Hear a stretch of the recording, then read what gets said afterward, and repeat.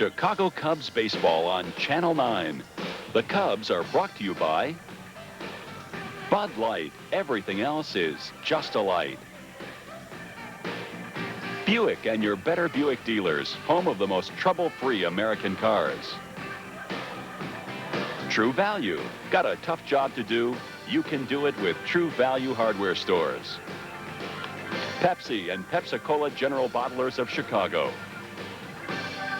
United Airlines, official airline of the Chicago Cubs and the moving force behind Chicago's business.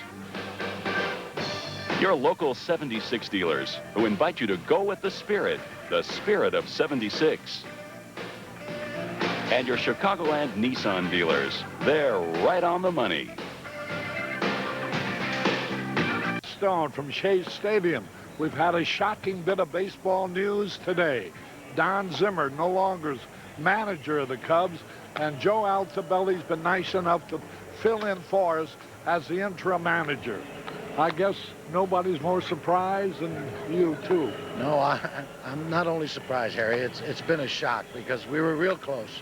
In fact, Don was close with all of us coaches, and it's kind of tough, you know. And I heard him say it a dozen times or more, you know, if I ever get canned, Joe, I wish one of you guys get the job, but that still doesn't make anybody feel any better over it. The announcement was interim manager, Joe, and does it become your ball club, or are you the caretaker of this team until someone comes along? And I'm sure you're involved in the decision. I'm going to do, I think, what Mr. Fry tells me to do. He told me to take over. We both, I didn't sit down or talk contract or anything like that. It's just not that. That's not what I'm interested in. I think my biggest interest was not only with Don being fired.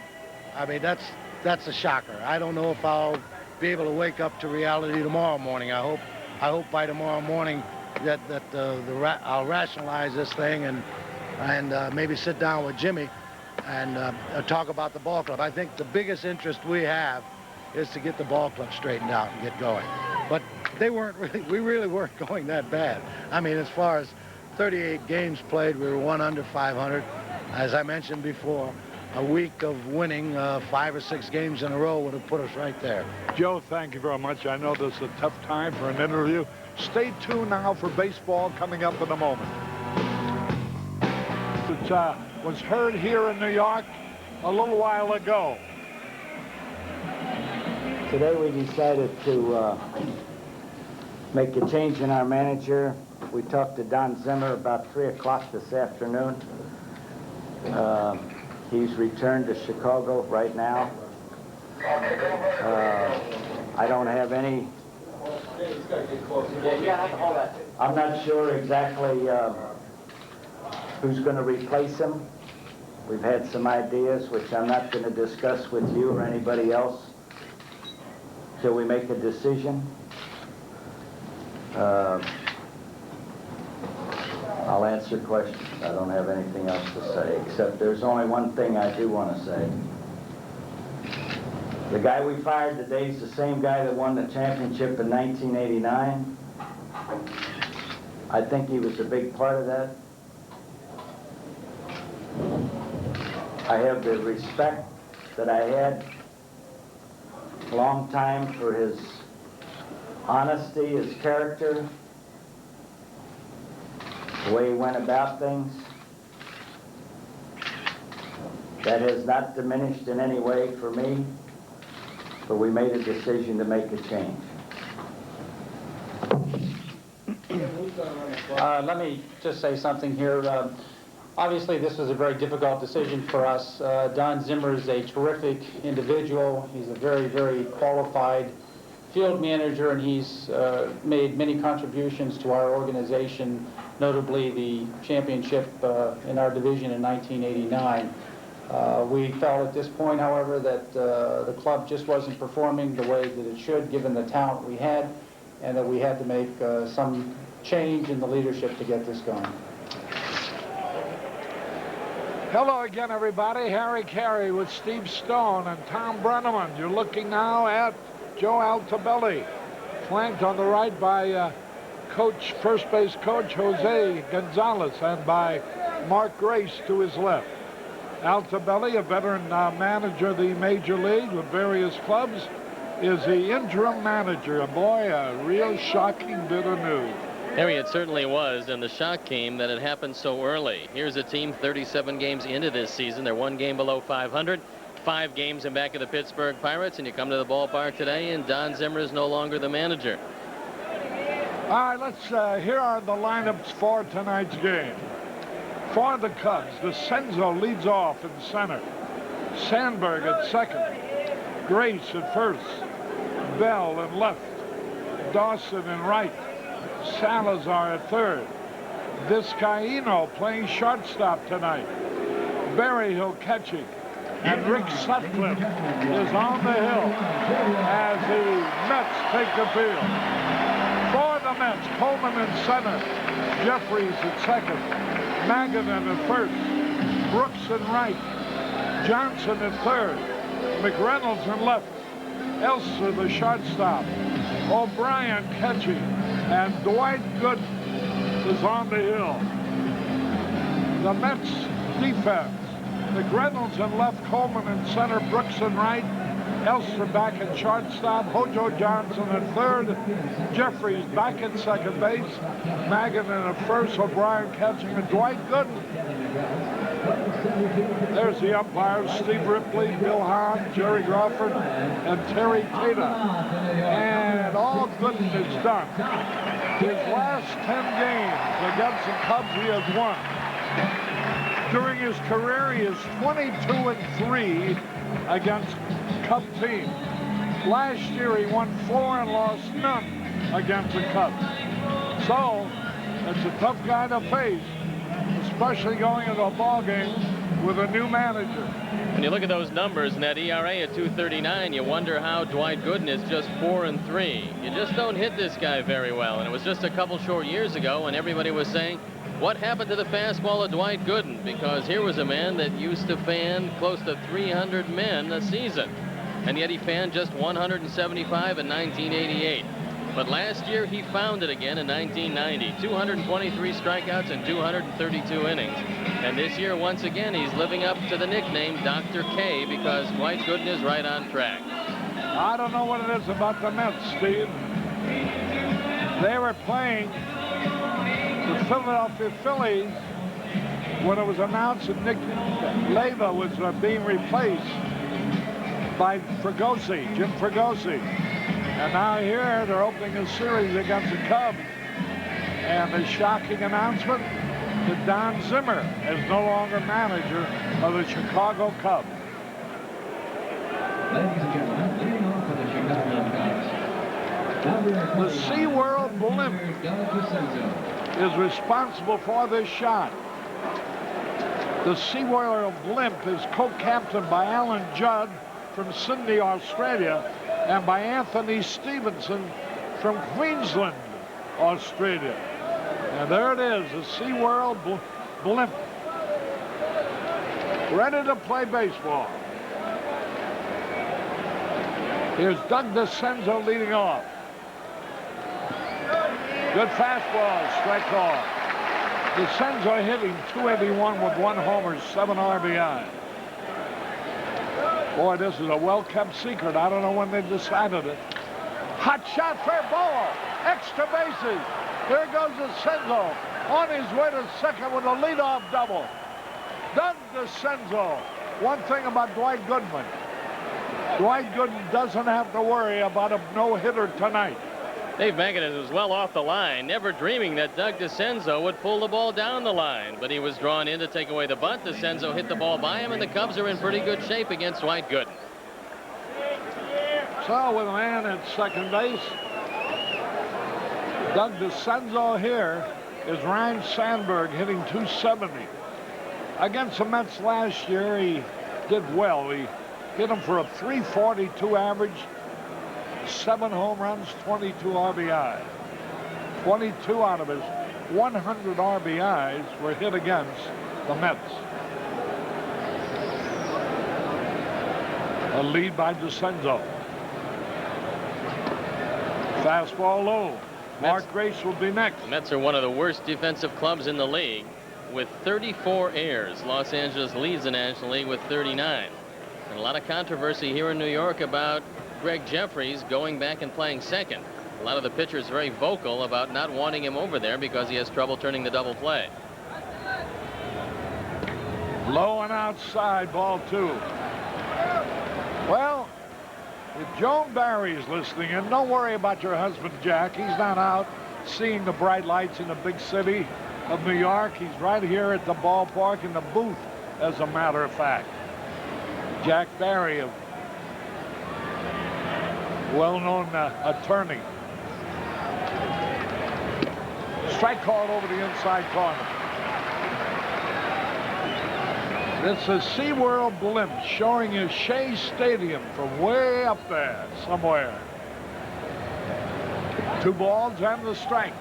Sandberg would love to hit the ball to the right side because Mark Grace is one of the best around at knocking home a run with a runner at third in less than 2 outs. Whoa, he swung at a curveball and he missed it. Ran into Bill Cosby last night, who's in town to for the comeback at the Apollo Theater, trying to save that theater in Harlem.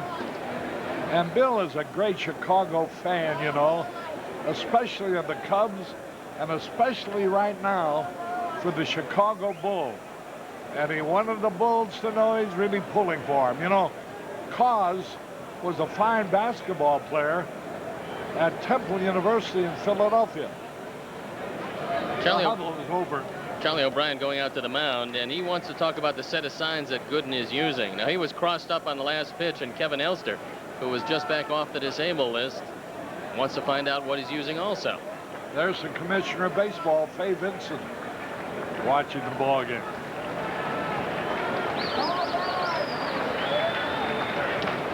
Fouls it off, a curveball. He's lucky he got a piece of it. And the count stays evened up, 2 balls, 2 strikes.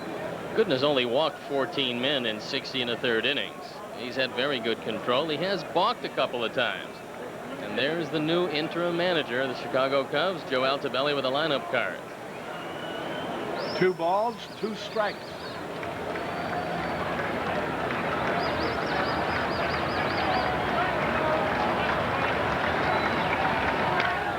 Ground ball, base hit, right field, DeCenzo around third. He will score! And the Cubs are on the board 1-0. Sandberg not only hit the ball to the first base side to make sure he advanced a man, but he hit it safely to right field. RBI number 17, and when you try to do the right thing, good things happen. The Cubs have not been executing, but Ryne Sandberg does the job, and the Cubs know that they can run on Hubie Brooks and Vince Coleman, and they will try to run on McReynolds, who's probably the best outfielder out there. Here now is Mark Grace hitting .278. Last year he hit .274 against the Mets with 2 homers. Fastball outside. Gooden does give you the stolen base because he's got the high leg kick, and he's never really been able to conquer that. But they've got a good man behind the plate in Charlie O'Brien, who doesn't hit very well, but he's their best defensive catcher.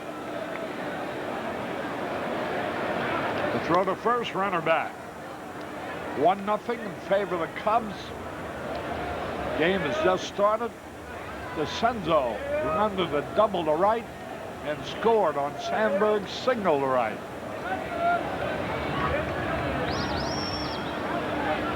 There's the throw, runner back. A good friend, Sarah Ridgway, her family living in Jackson, Mississippi.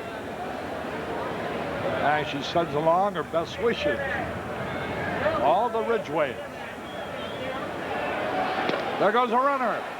There's a throw to center field. And here's Sandberg on his way to third base. A stolen base for Ryne Sandberg, and he takes third on the wild throw. That's his 3rd stolen base of the year. Lino's now 3 out of 5, and Charlie O'Brien picks up his first error of the year, and this is a very good ball to throw. It's outside. The throw's on the first base side of second. No chance for Jeffries because Sandberg is coming at the same time the ball comes. So the Mets defense once again betrays them. That's error number 35 this year, and the Cubs are in business. Here now is Grace with a chance to drive in his 18th run.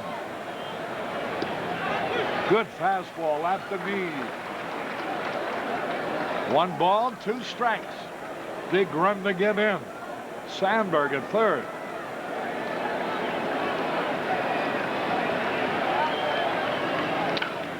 There's a fly ball in the left center field, not very deep. Now watch it. Here's a throw to the plate, way off beam. But Sandberg was holding up at third base. The ball was hit very shallow in short left center. McReynolds probably has the best arm in the outfield, although his arm is not rated as one of the best in the league. But he does get rid of the ball quickly, and this is not a long fly ball, so Chuck Cottier doesn't want to gamble. Not with George Bell and Andre Dawson coming up. But the infield will be back, and if George Bell does hit a ground ball, the Mets will concede the run this early in the game.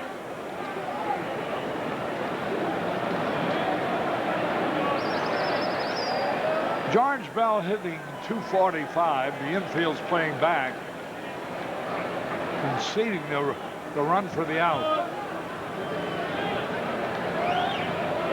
Curveball outside, ball 1. In spring training, George hit a lot of balls to right and right center field in RBI situations. But when the season started, he started thinking about the long ball. That's one of the reasons why that batting average is down to .245. He will pick up a lot of RBIs, especially against Gooden, if he goes the other way. All he needs is a ground ball in his situation. A high foul ball over our head into the upper deck. The Vandervoorts of Rock Island, Illinois, celebrating a 25th wedding anniversary. 1 ball, 1 strike.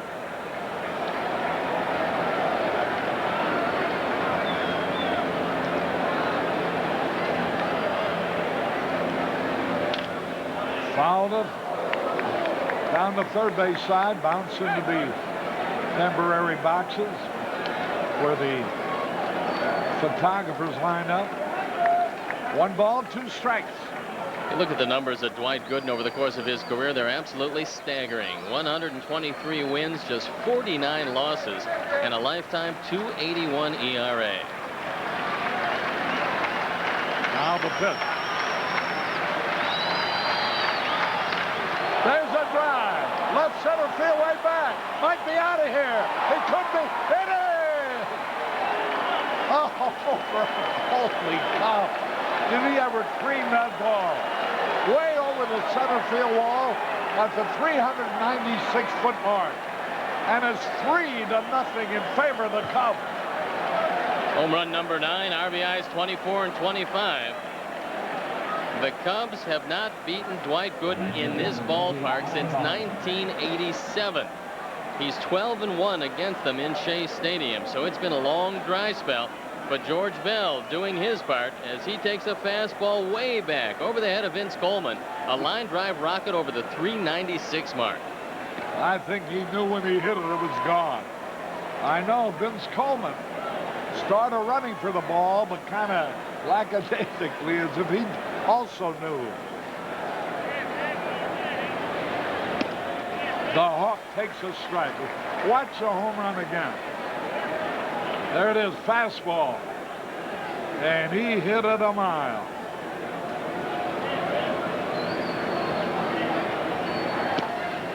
There's a pitch a little wide. 1 ball, 2 strikes. Only the 4th home run this year given up by Dwight Gooden. Line right to the first baseman, Magadan. That ball was hit hard. Dawson lined out to Magadan at first.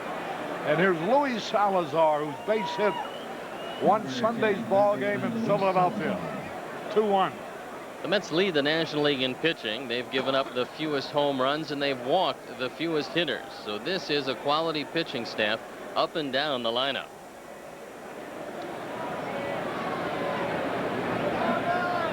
Boy, this is the first exhibition of sustained hitting that we've had in a long, long time.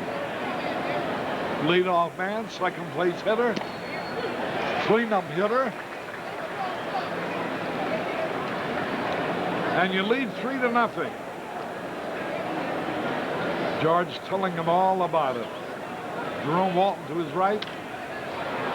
There's a high pop fly. Jeffrey getting under the ball. And he has it to retire the side. 3 runs on 3 hits. 1 error. We go in the bottom of the first. The Cubs are out in front 3-0.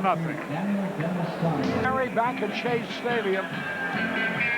Rick Sutcliffe with a 3-run lead will face Vince Coleman, Greg Jeffrey, and Dave Magadan in that order. Rick Sutcliffe is 10-8 lifetime against the Mets with a 3.97 ERA, and that's how the Cubs will line up defensively behind Sutcliffe, who's making his 7th start of the year, his first start against the Mets since September 4th of 1989. And this is the key man. You get out Vince Coleman, who leads the league in stolen bases, you got a good chance of shutting down the Mets. Vince Coleman already has stolen 24 bases. He's been thrown out 7 times. The Cubs as a team have scored 24 bases. Coleman alone has matched the Cubs team total of stolen bases. That'll give you an idea why this guy's important to a ball club. If he gets on, he usually scores. Coleman's also walked 23 times this year with an on-base percentage of .364 to go with that .252 average. So you see, a man doesn't have to hit for a high average, but that on-base percentage, when you figure in the walks, is what a leadoff hitter looks at.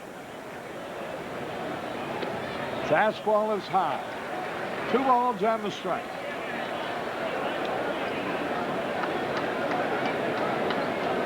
McGriff of San Diego leads in bases on balls with 28.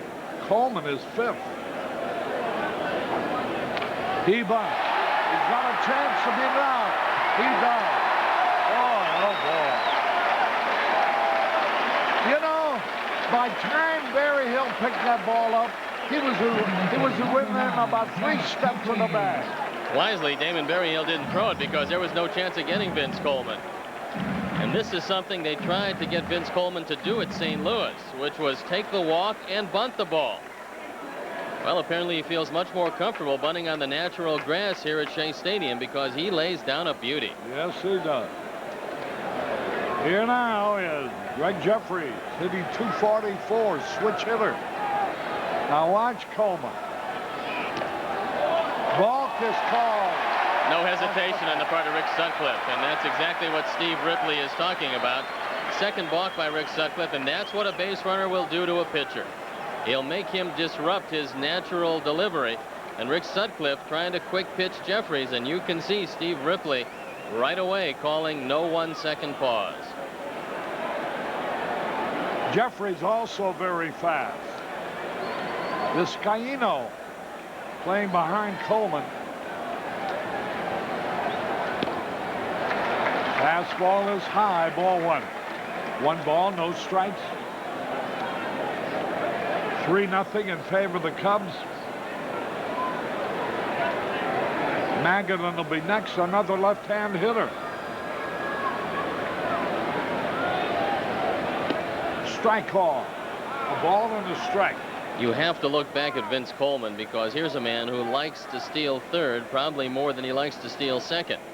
And Vizcaino is in back of him. Rick Sutcliffe will have to look back a couple of different times and vary his delivery home. He's got a good lead. Ball 2. Come on, Sut. Got to settle down. 2 balls and a strike. A safe bunt by Vince Coleman.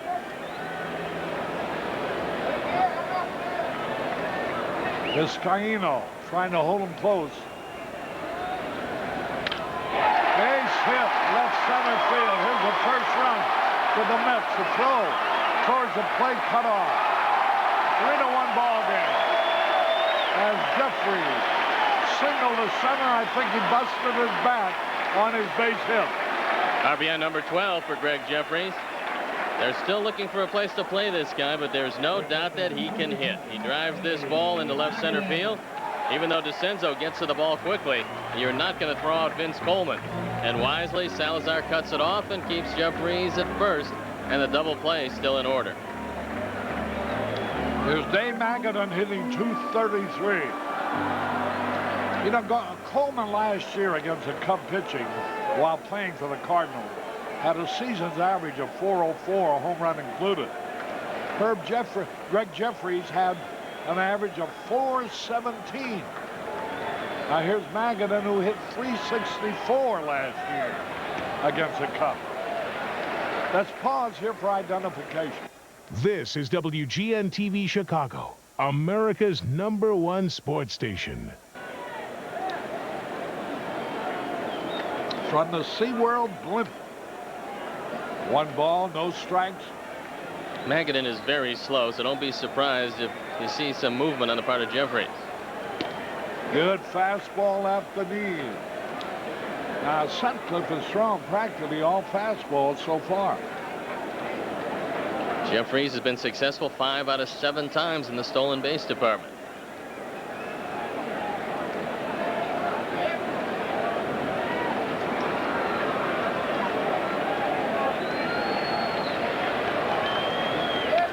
Had a good cut, but he fouled it back.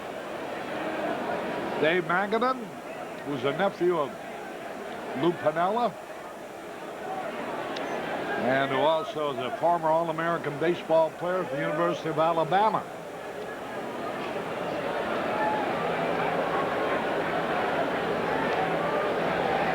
Not particularly fast, but he's a good hitter. Magadan hit .328 last year, but he's off to a slow start this year.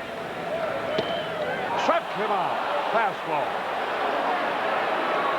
And Magadan is called out on strike. Magadan can't believe it. The fastball over the inside corner, and he has a few words with Steve Ripley. Certainly close enough to be swinging. Magadan didn't, and he goes down on strikes. Here's Hubie Brooks hitting .245.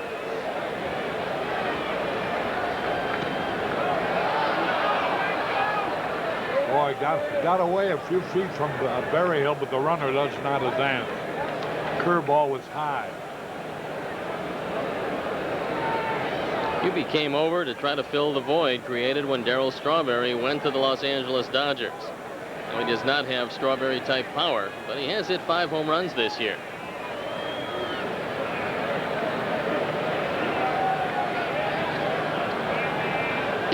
Swung and he missed. That evens the count. Chris Brown, Paul Malmund from Geneva, Illinois, pulling for the Cubs here. Hubie hit 20 home runs with 91 RBIs for the Dodgers last year when he hit .266. But he did fan 108 times, and he's on the way once again to a high strikeout There total. goes the runner. There's the throw. Terrible throw.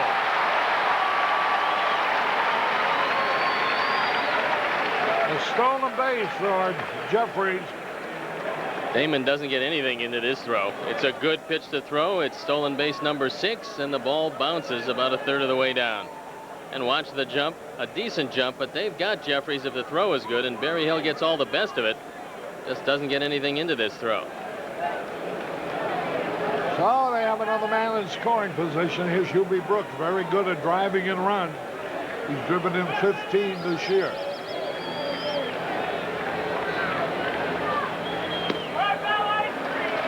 Ball 3 high.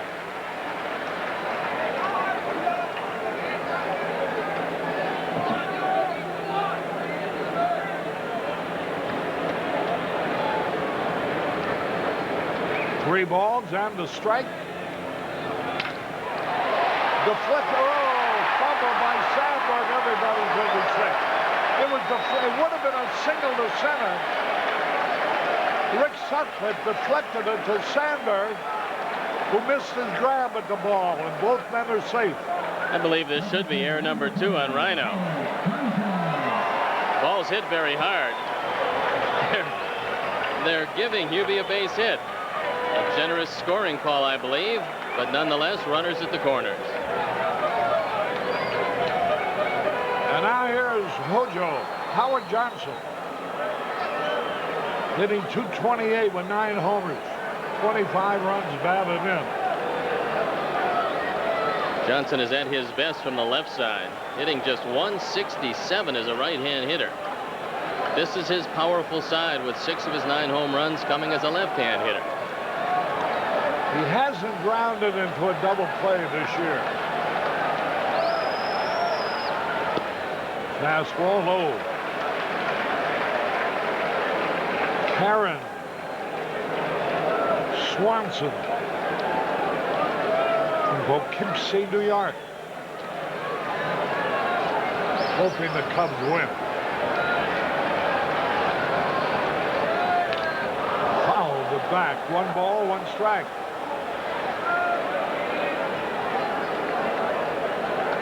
There you look at the disparity between Johnson as a right and left-hand hitter. Hubie Brooks has been successful on 1 stolen base attempt this year. He does not have very good speed.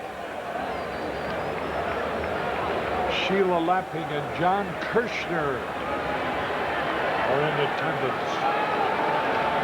1 ball, 1 strike.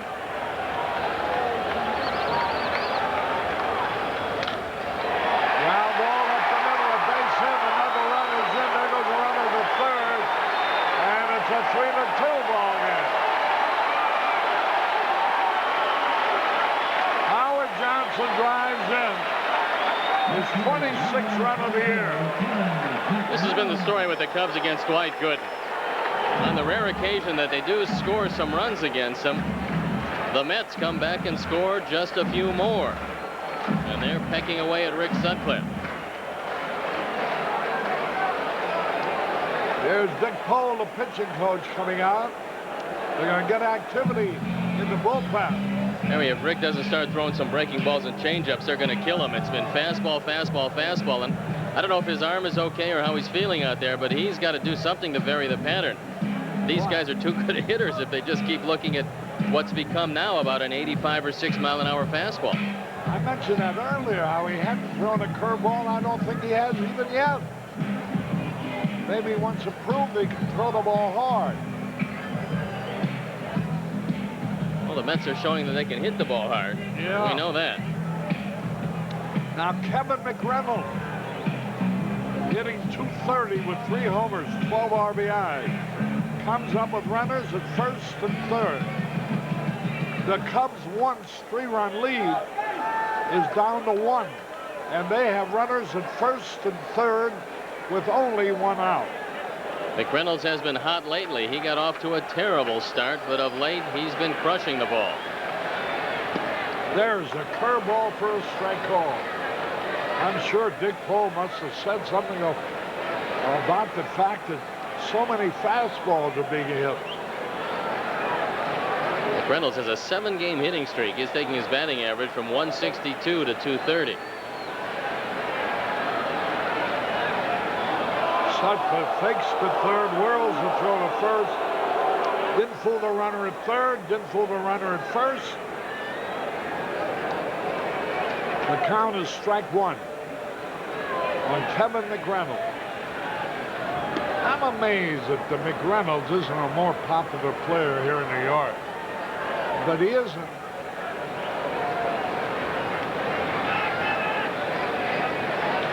No balls, 1 strike.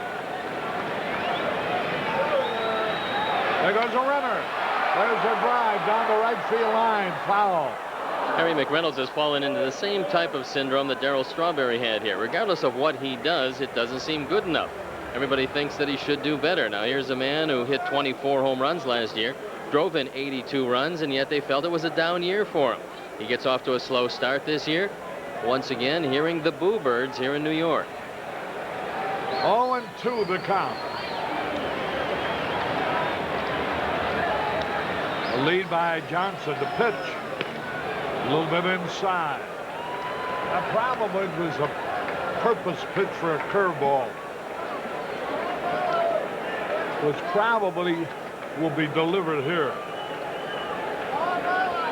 If they think a breaking ball's coming, this is a very good time to send Howard Johnson, because McReynolds also does not run particularly well, and you stay out of 2.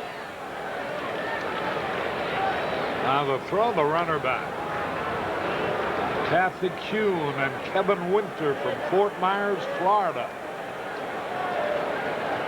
Hoping to see the Cubs win here tonight.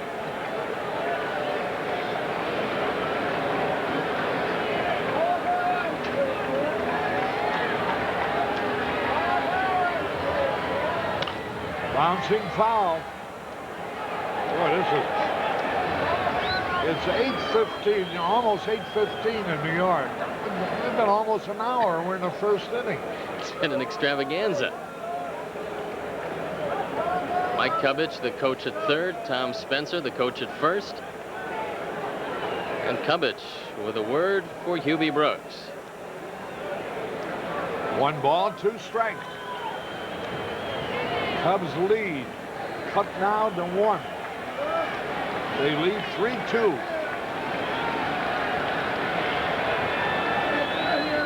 There's a leisurely throw to first base. I think here, if you're going to throw to first, you might as well put something on it. Otherwise, you're just wasting time. Try to pick somebody off, try to hold them close, but make sure you get something on your throw. The delivery, there he goes. Swung on, line drive, right center field. 1 runner's in. Here comes Johnson being held up at third. McReynolds double to right center. Tying the ball game. RBI number 13, 7th double of the year for Kevin McReynolds, and an 8-game hitting streak to go with it. And the once encouraging 3-run lead is by the boards, and Rick Sutcliffe is still in big trouble here in the first. Here's Kevin Elster back on the lineup off the disabled list. Hitting .314 with 2 homers, 10 RBI. They have rocked Rick Sutcliffe for 5 hits with only 1 out here in the first. And they're walking Elster intentionally to get to Charlie O'Brien.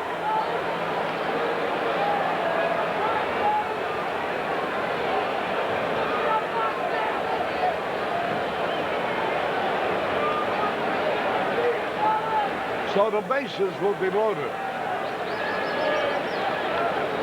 Mets have 3 catchers on this team. Rick Cerrone, who they thought would play very little, got off to a good start.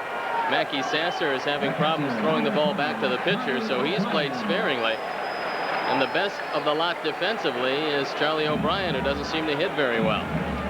Les Lancaster is warming up with the bullpen. Here's Charlie O'Brien hitting only .204. Good defensive catcher.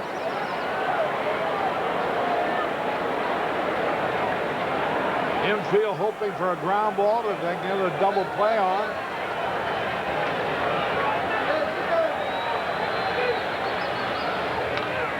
Swings and he fouls it back. This is the 50th at-bat for Charlie O'Brien this year. He was yet to ground into a double play.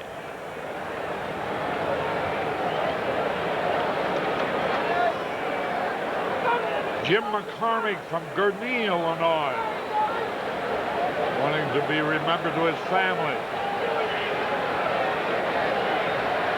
0-1 the count. Strike 2. He tried to check, but he had gone around. And a pretty good hitter will be next in Dwight Gooden.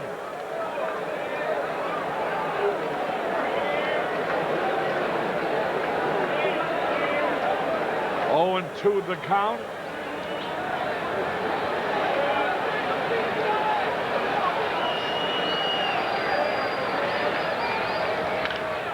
There's a long drive foul, 0-2.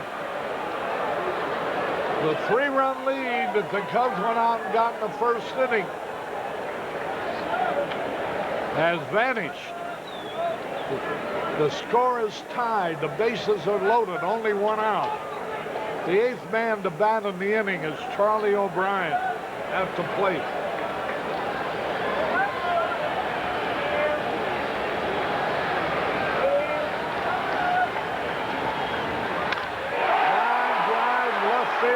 another run will score. There's the catch. Boy, oh boy. Everybody's hit the ball hard. A sacrifice fly for O'Brien. This is the first sacrifice fly of the year for Charlie O'Brien and his 4th RBI as he drives this ball right at George Bell. There's a 9th man to bat in the inning. Boy, oh boy. Sutcliffe has just had absolutely nothing.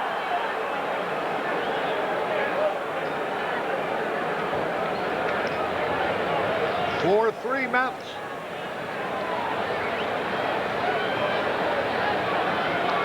Dwight Gooden.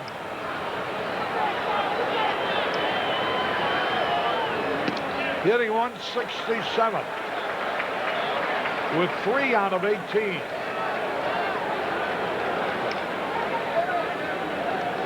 One ball, no strikes.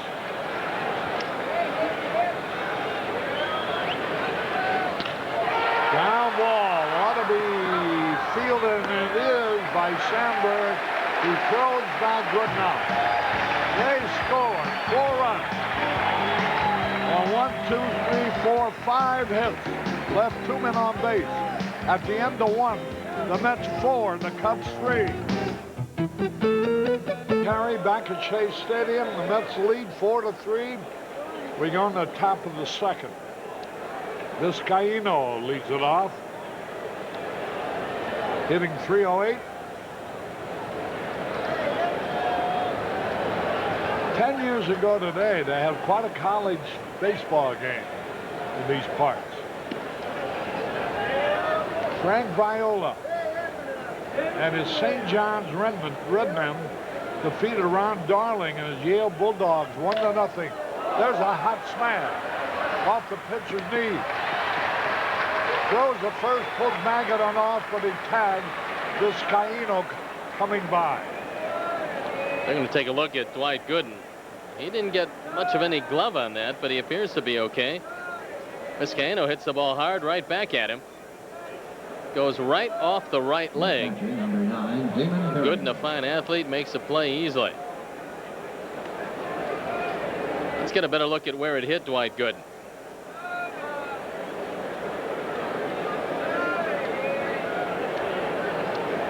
One man out, nobody on. Berry Hill. Fastball a little wide. Now Viola and Darling are teammates on the Mets 10 years later. There's a drive. In the right field will be caught. Hubie Brooks near the warning track. 2 out. Here's Sutcliffe. In that game, Harry, Ron Darling had a no-hitter for 11 innings, only to lose but to Frank Viola.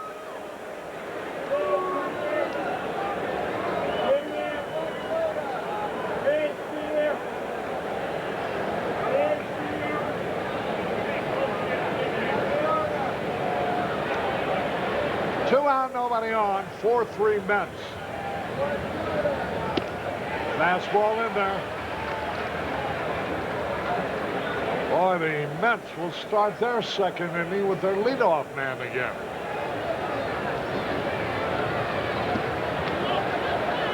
And Vince Coleman.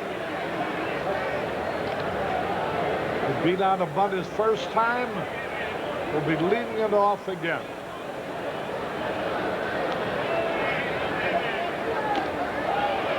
Fouled it back. 1 ball, 2 strikes. The Mets feel a lot like the Cubs feel. Granted, they've got more dominating pitching than the Cubs, but neither team has hit particularly well. And that's been a concern for both organizations, although you'd never know it by tonight's performance. Well, he struck him out. 1, 2, 3. We go to the bottom of the 2nd. The Mets lead 4-3. Harry Carey and Steve Stone as we go into the bottom of the 2nd. Here's Vince Coleman again. He beat out a bunt to start the big 4-run inning. High ball one. Now he'll probably walk. Steele 2nd, Steele 3rd. Luis Salazar is in very close at third this time. Ball too high.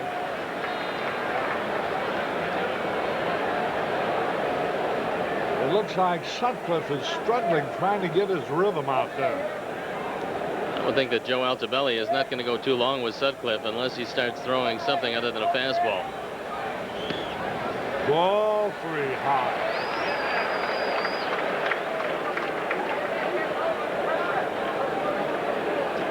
Coleman has 573 stolen bases. Ball 4.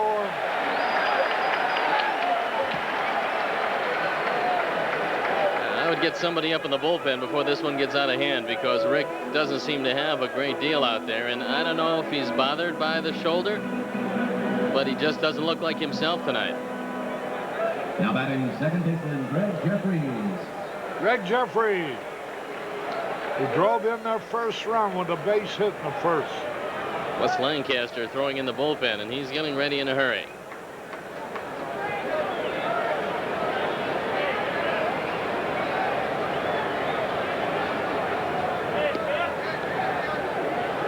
Throw to first.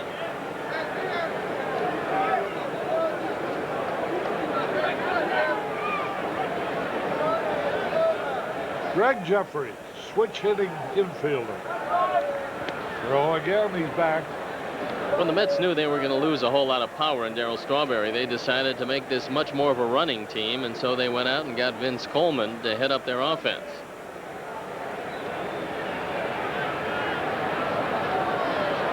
I would think here you wouldn't have to worry about Les getting a chance to get loosened up in the bullpen with Rick on the mound. He is really working slowly. More slowly than usual.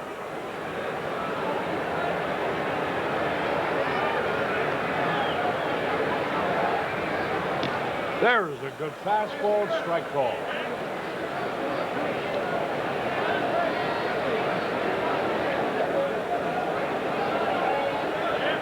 There's Dwight Smith, Chico Walker. Sean Dunson is not playing tonight.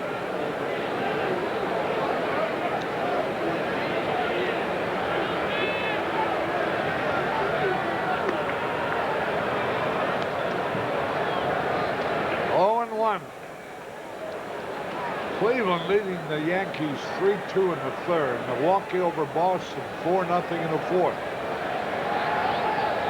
The throw again. He's back.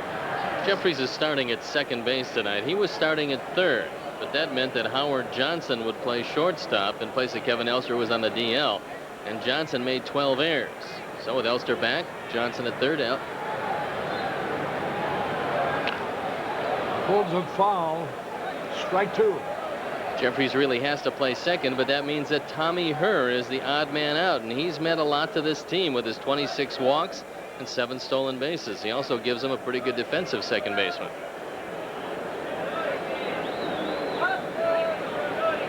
Oh, 0-2 the count.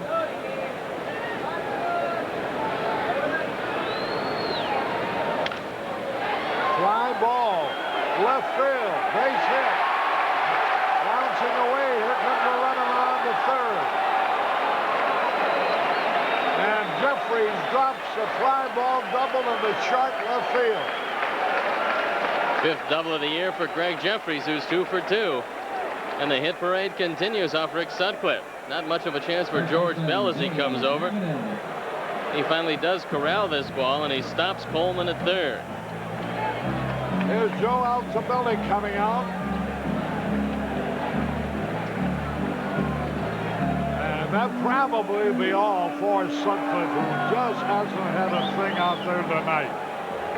And as luck would have it, a night where his team gave him a 3-run lead in the first inning. Now he's trailing 4-3. We'll be back with more following this message.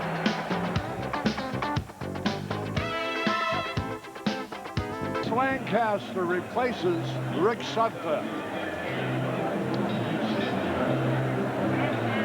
4-3 lead for the Mets. And they have runners at second and third with nobody out. Lancaster comes in at 0-1. The ERA 3.75, on for the 15th time. 24 innings, given up 4 home runs. He's walked just 5, and he's fanned 11. And it wasn't Rick Sutcliffe's night.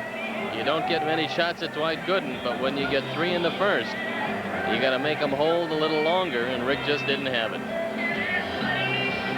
Looking at him on the bench in the dugout, doesn't seem that anything is wrong with his arm. He doesn't. Just sitting there next to trainer John Fierro. And this Frank Viola will pitch tomorrow against Greg Maddux.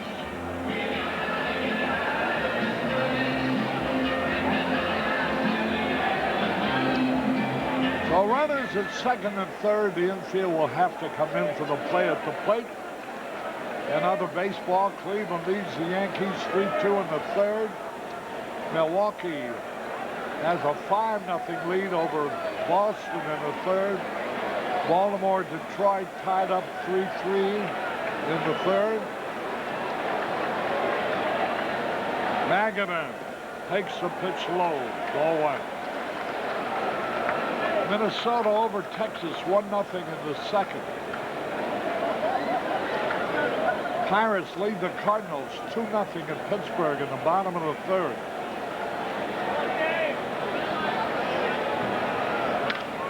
High pop foul out of play. Montreal over Philadelphia 1-0 in the fourth. The other games later.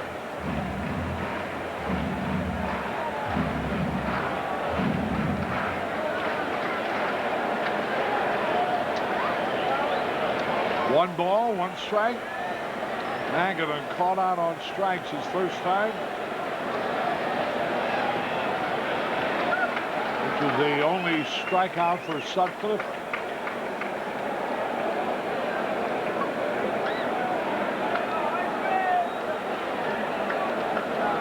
Two balls and the strike. Infield playing back. Now drop back a little. Now ball. Skip right by Mark Graves. 2 runs are going to score. There goes Magadan trying for second in the next one. This is not played well by Mark Grace. Instead of getting in front of this ball, he tries to backhand it. He only had to move 1 step, and the ball went under the glove. We'll take another look at it. Mark has got a chance to knock this one down. You see him right here. He can't get to it, and it goes by him. So it's a double for Magadan and 2 runs batted in. And they now lead 6-3. Those runs, of course, are charged to Sutcliffe. RBIs number 14 and 15 for Magadan.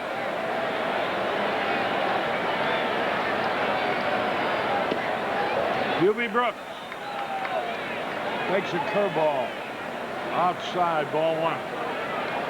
And so Sutcliffe allowed 6 runs in 1+ inning on 6 hits. Walked 2, struck out 1.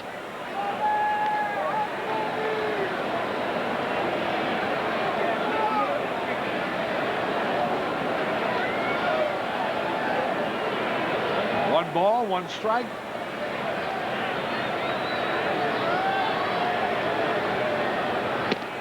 Swings and he misses. 2 strikes and the ball. The Pirates now lead the Cardinals 4-0 in the third.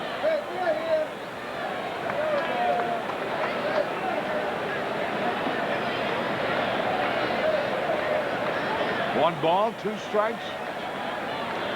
Magadan the lead at second. Fucked him out on a fastball. Brooks goes down swinging. 1 man gone.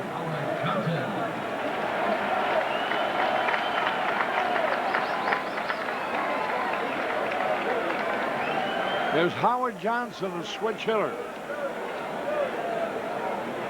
Drove in a run in the first.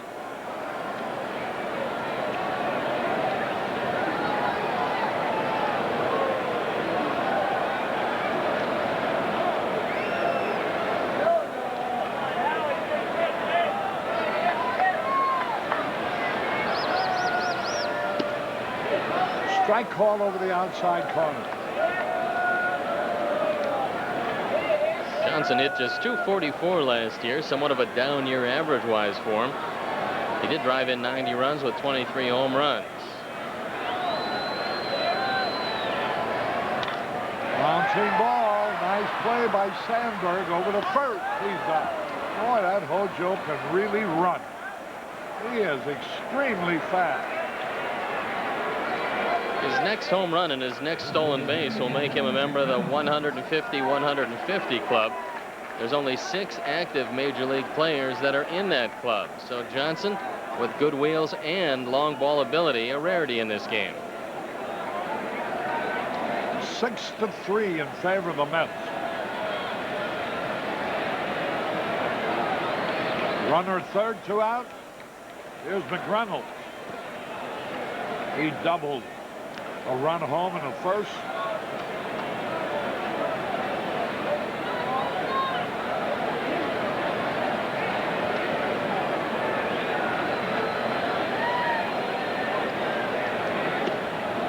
We're wide.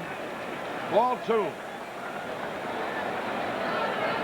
Kevin Elster, the shortstop, would be next. They batted 9 men in the first inning. And this is 6 man coming up in the second. There's a drive. It'd be bouncing in the left field corner. A ground rule double. And another run is in. McReynolds doubled to left. RBI number 14 for Kevin McReynolds on a pair of doubles, his 8th of the year. He hooks this ball away from George Bell in left field. McReynolds, who got off to a terrible start, has been on a tear lately, and this ball bounces out of the park, and George Bell shows it to Jerry Crawford, a ground rule double. That's 8 hits for the Mets. And this is 7th man to bat in the second inning, after they batted 9 in the first inning. 7-3 New York. Outfield straight away and deep. Kevin Elster. Just off the disabled list. McReynolds, 2 doubles tonight, as many times up.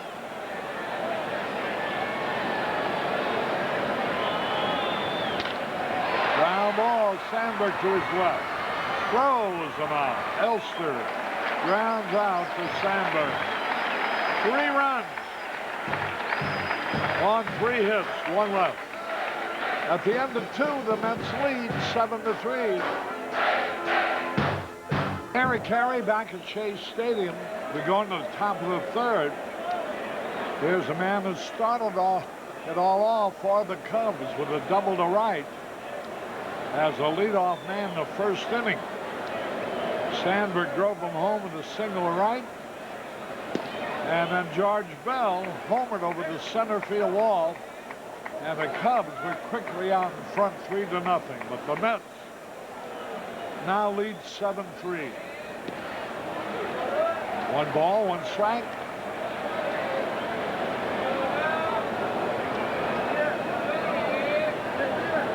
Good with a big lead. There's a drive down the left field line. If it stays fair, it's fair. An extra base hit. And a ground rule double as it bounces out of the ballpark. DeCenzo, double to right his first time, double to left the next time. It hits the chalk line, and you can see it right there. Bounces out of play. And how about Doug DeCenzo with 2 hits against one of the toughest pitchers in all of baseball? Well, come on, let's get a couple of runs. 7-3 in favor of the Mets.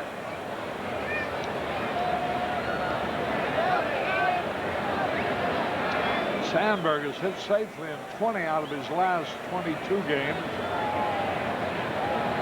Drove in a run in the first inning tonight. Curveball high. DeCenzo is hitting .305, and I got to figure it's his job to win in center field. You know he can go get him defensively, and if he can do anything offensively, He should be out there for a while. 1 ball, no strikes. Fouled it out of play. 1-1. Tommy Hearn has been benched by the Mets. He's unhappy about that. Steve Sachs has been shifted from second to third. Don Mattingly of the Yankees is unhappy about that. The newspapers here in New York and the radio talk shows, of which there seem to be about 100, Harry, have a lot of fodder. 1 ball, 1 strike. Like a fastball. Last year, Sandberg hit 7 out of his 40 homers against the Mets.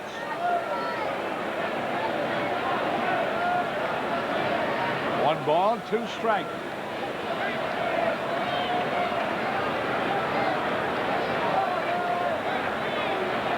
Struck him out with a curveball.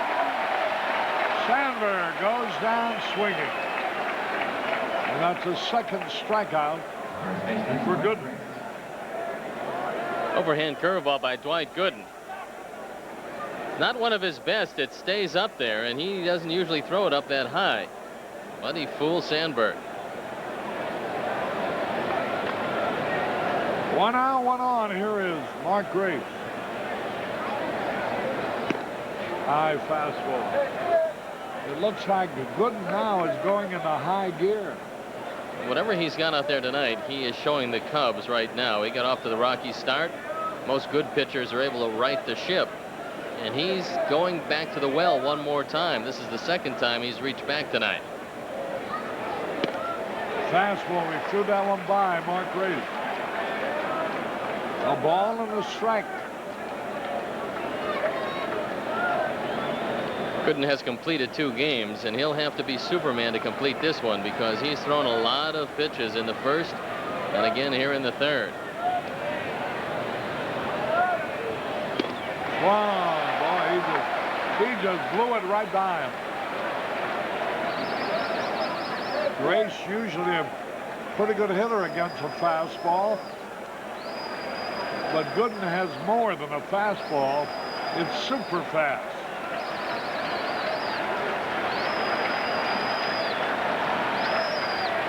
Curveball low. 2 balls, 2 strikes.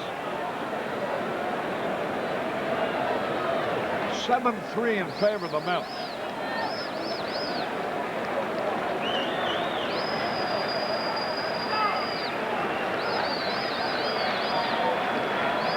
Two pitch. Fouls it back. Into the stands.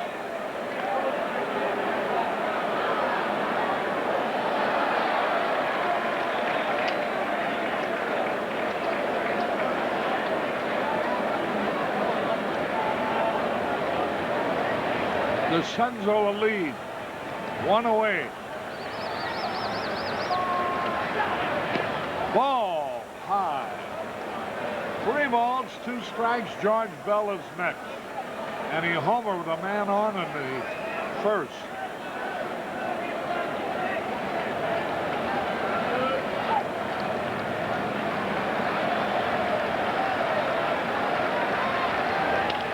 Again, he fouls it out of play. 3-2, and Gooden almost had the fastball by him again. Mark Grace has fanned just 9 times in 134 at-bats, so he usually makes some contact. Mel Stottlemyre, the pitching coach, Bud Harrelson, the manager.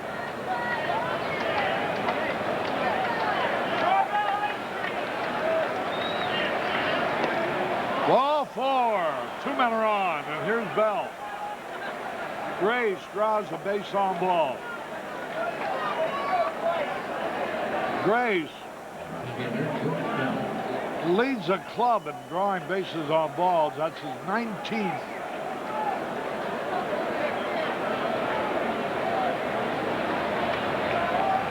George Bell hit his 9th homer, his 25th RBI, his first time up.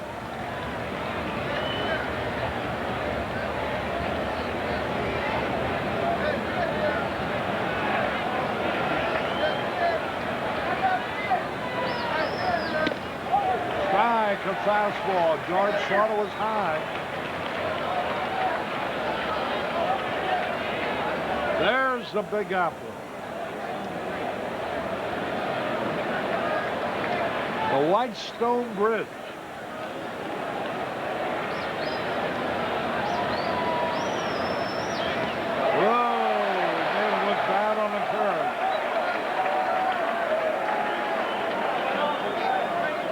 The Big Apple has, it's a little rotten in spots.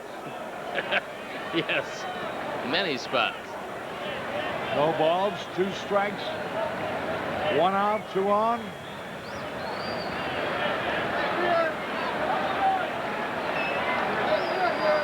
Dwight Gooden way ahead of him, 0-2. Bell has hit 7 of his 9 homers on the road this year.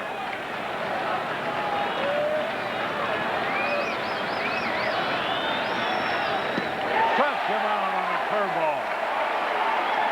That brings up Andre Dawson. That's more like the Gooden curveball that we've seen in the past. He really gets a lot on this one and completely baffles Bell. This one just drops out of sight. He gets such great rotation on it, comes right over the top. And that is close to impossible to hit when he throws it down there. Kind of surprised that somebody doesn't mention from the Cub dugout, Harry, that Gooden is going to his face all the time when he's on the mound. And you're not allowed to do that with your pitching hand. There's a long drive in the center field, way back, it may be out of here. It's off the wall, 1 run is in. Another man's going to score. It's a triple for Dawson. He almost hit it out at the 410-foot mark. It is now a 7-5 ball game. RBI's 24 and 25 on the second triple of the year for Andre Dawson. He gets most of this one. This is a breaking ball, but Andre stays right with it. It's out over the plate, and he drives it over the head of Vince Coleman. Coleman right there accelerating, but can't get to it. And as the ball bounds away, the Cubs get a couple more. And they are pounding away at Dwight Gooden. So the Cubs now trail by 2. 7-5. Runner at third, 2 out. DeCenzo and Gray scored as Dawson tripled to center. Let's isolate on Andre Dawson all the way. Now he thinks he got this ball pretty well, but realized it's not going to leave the park. And credit Andre Dawson for hustling all the way when he sees the ball carry him off the wall. There's a drive in the left field, but it's going to be caught. Salazar lined hard to McReynolds and left. So 2 runs on 2 hits on the walk. We go in the bottom of the third. The Mets 7, the Cubs 5. Harry Carey back at Shea Stadium.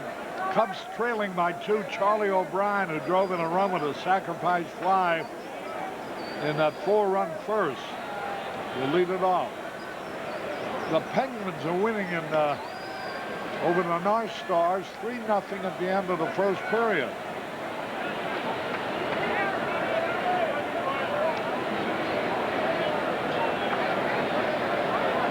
Charlie O'Brien digging in. Now the pitch is high.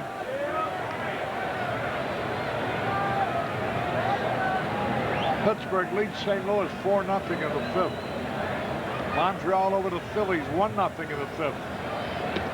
Bang, and he missed. Texas and Minnesota are tied 1-1 in the 3rd. Detroit ahead of Baltimore 4-3 now in the 4th. And Boston, who was once trailing 5-0, now leads Milwaukee 6-5 at the end of 3. Cleveland over New York 3-2 in the 4th.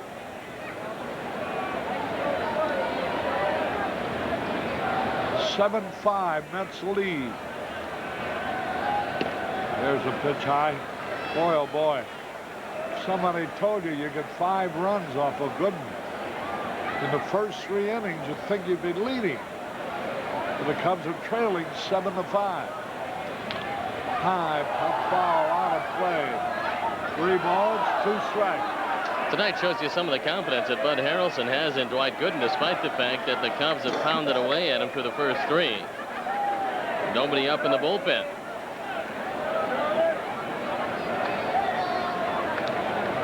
the pitch. High out of play in the stands. Foul ball. They're scrambling for it.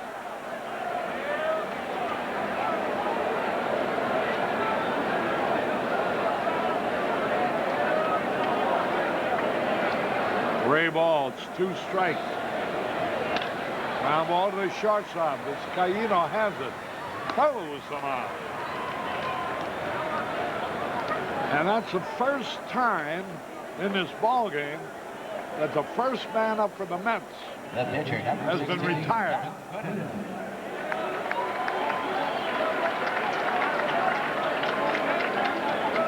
That's simple to figure out.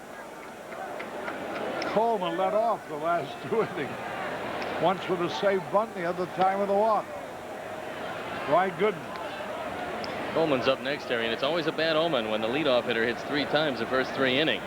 But the Cubs will see Coleman for the 3rd time after Gooden. There's a fly ball in right field, going to be caught. Andre Dawson there, and he has it. 2 gone. You know, watching Dawson run around to third. What a shame it is that he ever will have to get old enough not to play this game.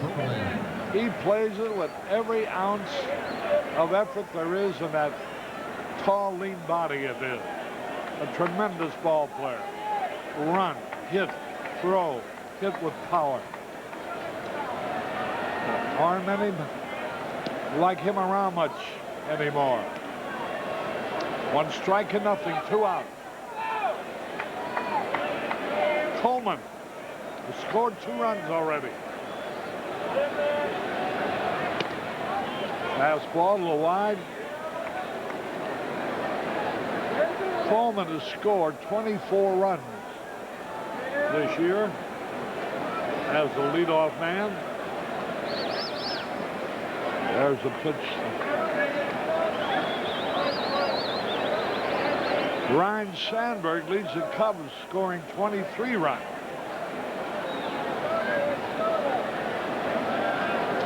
The pitch.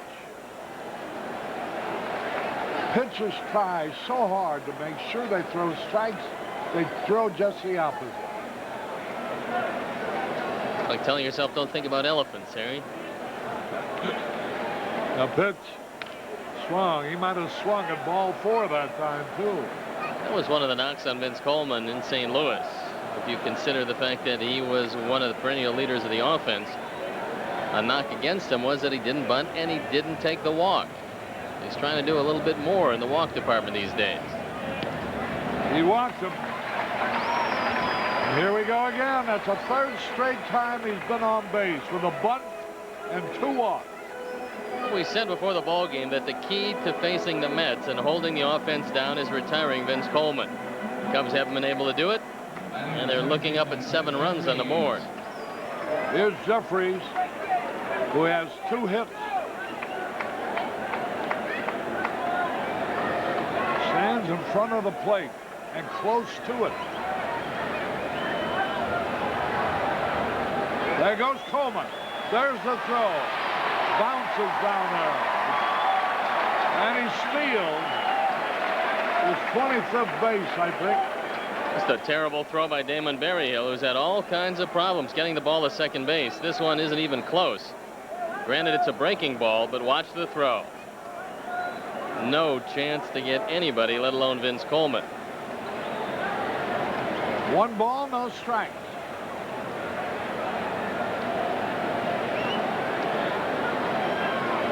Lancaster delivered. Strike call. Tom Brenneman will be coming along at the end of this inning. Mets lead 7-5.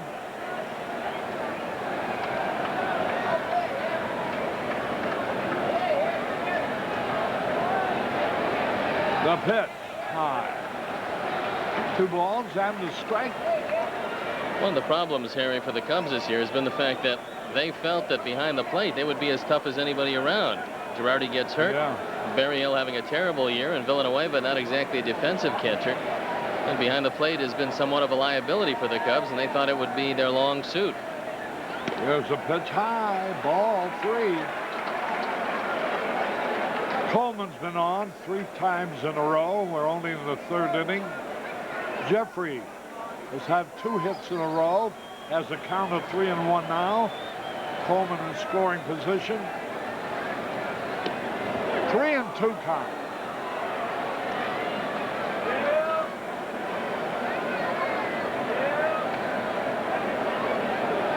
Seattle's still leading the American League West by half a game over Oakland. Surprising team, those Mariners. There goes a runner. A base hit in the left field, and he was scored. With 3-2, Coleman was on his way to stealing 3rd base. And he almost got hit by Jeffrey's 3rd straight base hit. He leaped high to keep from getting hit, which would have nullified the run. We talked earlier that you have to look back at second base at least twice with Coleman on because he likes to steal 3rd. Probably better he likes to steal 2nd. So once again, the speed of Coleman has turned into a run for the Mets. On 3 times, scored 3 times. You can't beat this club if you allow him to get on base. He just disrupts everything.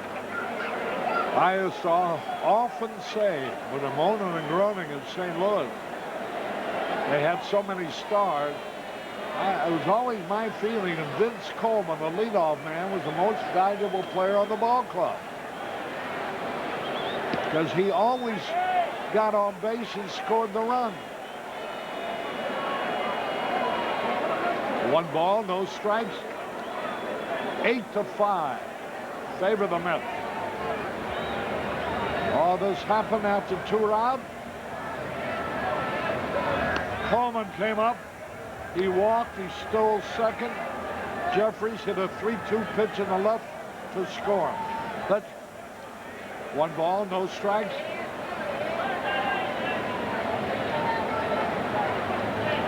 Let's pause here for station identification. This is WGN TV Chicago, America's #1 sports station. 1 ball, no strike. Strike over the outside corner. Is that the backdoor slider? And it caught the back door. 2 balls, no strikes. 1-1 it should be. 1 ball, 1 strike. 8-5 in favor of the Mets. Nice crowd on hand. The pitch. High, outside, ball 2. The Cardinals have fought back. They got 3 in the 5th, and they're still batting. Pittsburgh out in front 4-3 now. Jeffrey stole a base in the 1st inning. It looks like he's just about ready to go here. Once again, trying to test Damon Berryhill. The delivery instead over the 1st. 2 balls and the strike.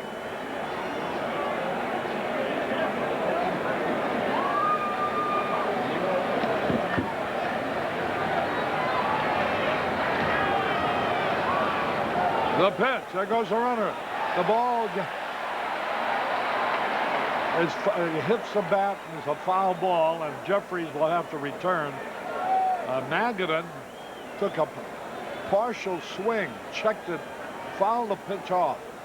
Magadan very unhappy with himself because Jeffries had a tremendous jump at 1st base. It's doubtful if they would have gotten him, and that pitch was low and inside. Magadan couldn't check his swing, and we'll watch it again. See it hit off the leg of Steve Ripley. Well, I tell you, Vince Coleman's enabled the Mets to change their brand of baseball. They run now. They steal bases. 2 balls, 2 strikes.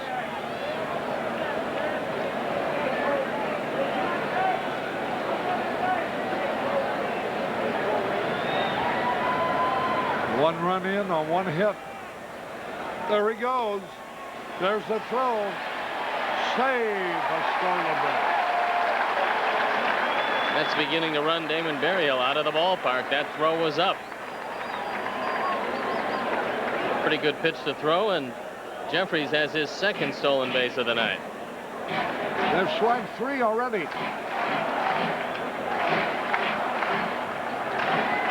Three balls, 2 strikes.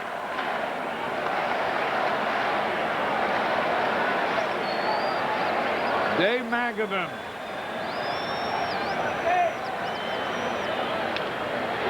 Line foul down the first base line.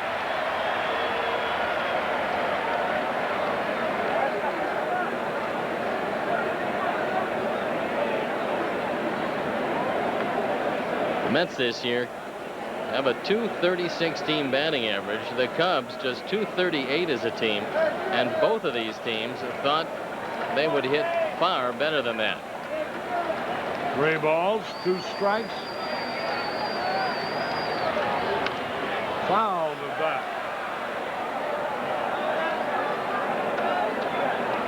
Montreal still leading the Phillies 1-0 in the 5th. Pirates 4-3 over the Cardinals now in the 5th.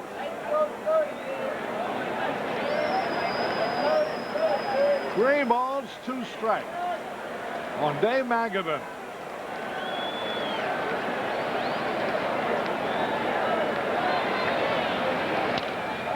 There's a ground ball. Chico Walker now playing second base. Throws on Magadan to end the inning with 1 run, 1 hit, 1 left. Harry Carey from Shea Stadium, where at the end of 3, the Mets are leading 8-5. Where the Mets are in front of the Cubs at count of 8-5, and Jose Vizcaíno a leadoff base hit to begin the Cubs' 4th inning. Along with our producer director Arnie Harris and Steve Stone, I'm Tom Brenneman, Shea Stadium in New York. Well, the offense has finally come alive. Unfortunately, the pitching hasn't been around to back it up. Cubs are pounding away at Dwight Gooden, and when you look at the board, you see 5 runs up, you see 6 hits, Tom, you'd have to think you're in pretty good shape. It's not the case because the Cubs can't retire Vince Coleman. Coleman has been on 3 times tonight, twice with walks. He scored 3 runs. And Greg Jeffries, 3 for 3, has scored twice and knocked in a pair. Here's Damon Berryhill. He looks at ball 1. Not vintage Doc Gooden tonight by any stretch of the imagination, but nonetheless, when your offense gives a pitcher like Gooden 8 runs, you certainly expect to win a game. Still nobody loosening up in the bullpen for Bud Harrelson and the Mets. Berryhill pops it up. Jeffries will handle it. 1 away in the inning. Sutcliffe hangs around for just an inning plus. He allows 6 base hits, 6 runs, all earned. He walked 1 and fanned 1. And Stoney, we were talking about it over on the radio side. I don't know your feelings about this, but it seems as though everywhere we go this season, the official scoring continues to get worse and worse. And there's no way anybody can tell me that the Cubs have not committed an error in this game. And Sutcliffe gets hogged with all 6 runs. Well, I said at the time that I thought it was very generous scorekeeping not to give Ryan Sandberg his 2nd error of the year. That's a ball that he certainly should have handled. He didn't, but it goes as a base hit. But Sutcliffe quite obviously didn't have it tonight, Tom. And for some reason, he started out throwing all fastballs. And it was somewhat surprising. He didn't vary his pattern at all in the 1st inning. Dwight Smith batting for Les Lancaster. Smitty hitting at 200 with a home run and a couple knocked in. Chuck McElroy loosening up in the bullpen, and he'll come on to pitch for the Cubs.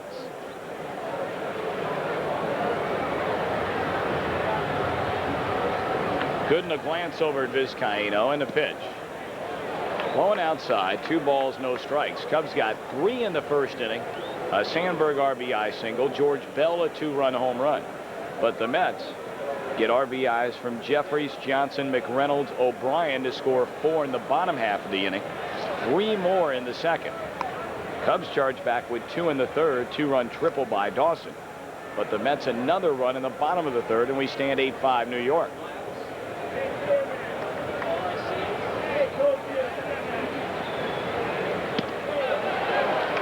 I'll tell you, Tom, with Sean Dunston hitting an even 200 and having committed 6 errors at shortstop, you have to like the way that Vizcaíno has looked everywhere he's been. He hasn't made an error yet. He's hitting over 300. This is one of the toughest pitchers in baseball, and he's hit 2 balls very hard against him. I think Jose deserves a shot to see what he can do over a prolonged period of time. 2 balls, 1 strike. And Smith fouls it out of play.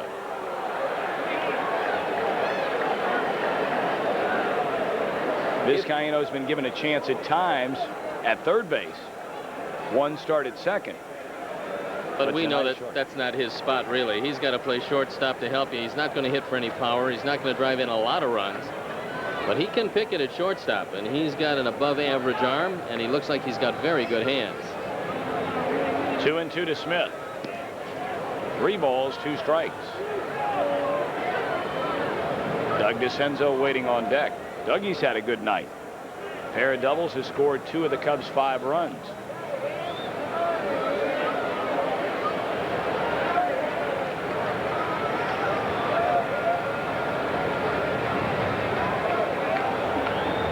Three and 2 to Dwight Smith.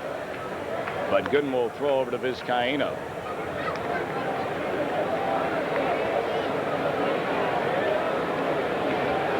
Cubs have a stolen base tonight against Gooden, who usually does give up a lot of stolen bases. That was by Sandberg back in the first inning.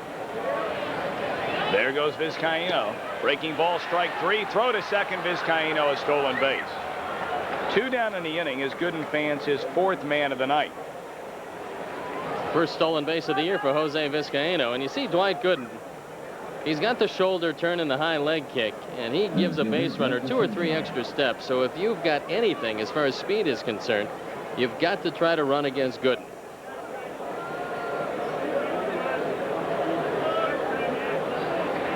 Two down, 1 aboard for Doug DeCenzo. Dug a double down the right field line in the first, down the left field line in the 3rd inning. Beautiful night here in New York for baseball. It is absolutely perfect. Temperature probably a little under 70 degrees. Pretty good crowd on hand. And you look at our shot from the blimp. The SeaWorld blimp. Co-captained by Alan Judd from Sydney, Australia, and Anthony Stevenson from Queensland, Australia, all the way up from Orlando, Florida. It's a lot of blimping to get here on time for the game. Strike called on a breaking ball. Had a chance to visit with one of the gentlemen who operates a blimp out of Orlando. Took them 4 days to come up here. They only fly it 8 hours a day. And of course we had to ask the question, do you have a bathroom in that blimp? Well, absolutely. What's his title, the Blimpmeister? That's it. 1 ball and 1 strike.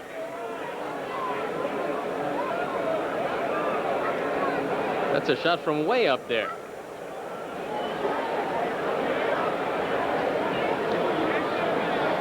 Two down with Vizcaino at second base.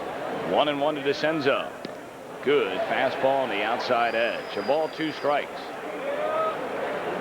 Usually DeCenzo's weak side is the left side. When he first came to the Cubs, he would hit the ball very hard right-handed, but was a sure out left-handed.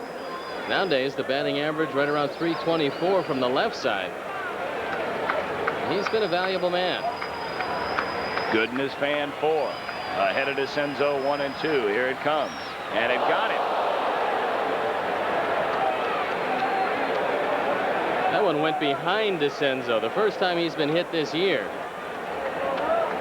And that's the first man that Dwight Gooden has hit all year. And talk about one that got away. Watch DeCenzo. He is very fortunate that this one glances off his back and doesn't get a piece of that helmet. Doug DeCenzo is a very happy man to be standing relatively unscathed at first base because this was a glancing blow. Could have easily taken off part of that helmet. Chico Walker, pretty good numbers on the year, used primarily as a pinch hitter. Has 2 aboard with 2 down here in the 4th. Still no activity in that New York bullpen, and Gooden has been knocked around pretty handily here tonight. Last season, Gooden had his team score more runs for him than any team for any pitcher in all of baseball. The Mets averaged 6 runs per game when he started. And of course that dictated into a 19-win season for number 16. I think that has a lot to do with the confidence level the team has when their ace goes to the mound. They realize that more times than not, Dwight Gooden's going to pitch a good game and the team is free and easy. They know that if they score some runs, they usually win. Fastball, but he went around too far. 1 ball, 2 strikes.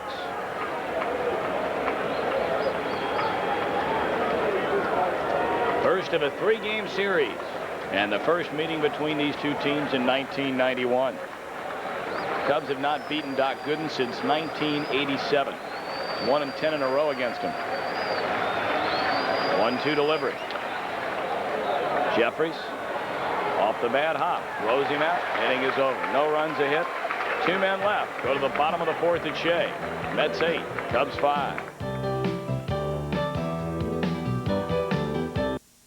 Number 35, Chuck McElroy. 8-5, New York in front, and already Joe Altobelli 3 deep in the bullpen as he brings on left-hander Chuck McElroy. Chuck McElroy is 1-0 this year. The ERA 2.03 on for the 14th time.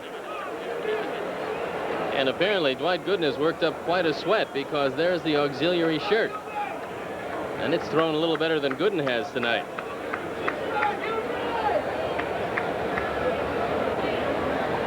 Leading it off, Hubie Brooks. And Brooks, 1 out of 2, had an infield hit in the first inning, later scored, fanned in the second.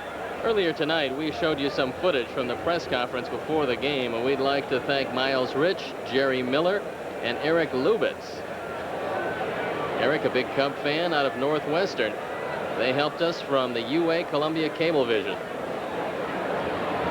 And a very well done job at that. 1-1 to Brooks. Originally with the Mets, went to Montreal, played for the Dodgers last season, broken bat roller. 1 out.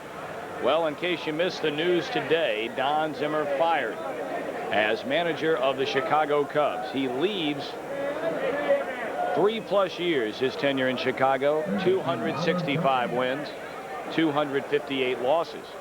In his major league career as a manager, 895 wins and 858 losses. Zimmer, the 9th all-time winningest manager in Cubs history, and won the most games since a man 4th on that list, Leo DeRozier.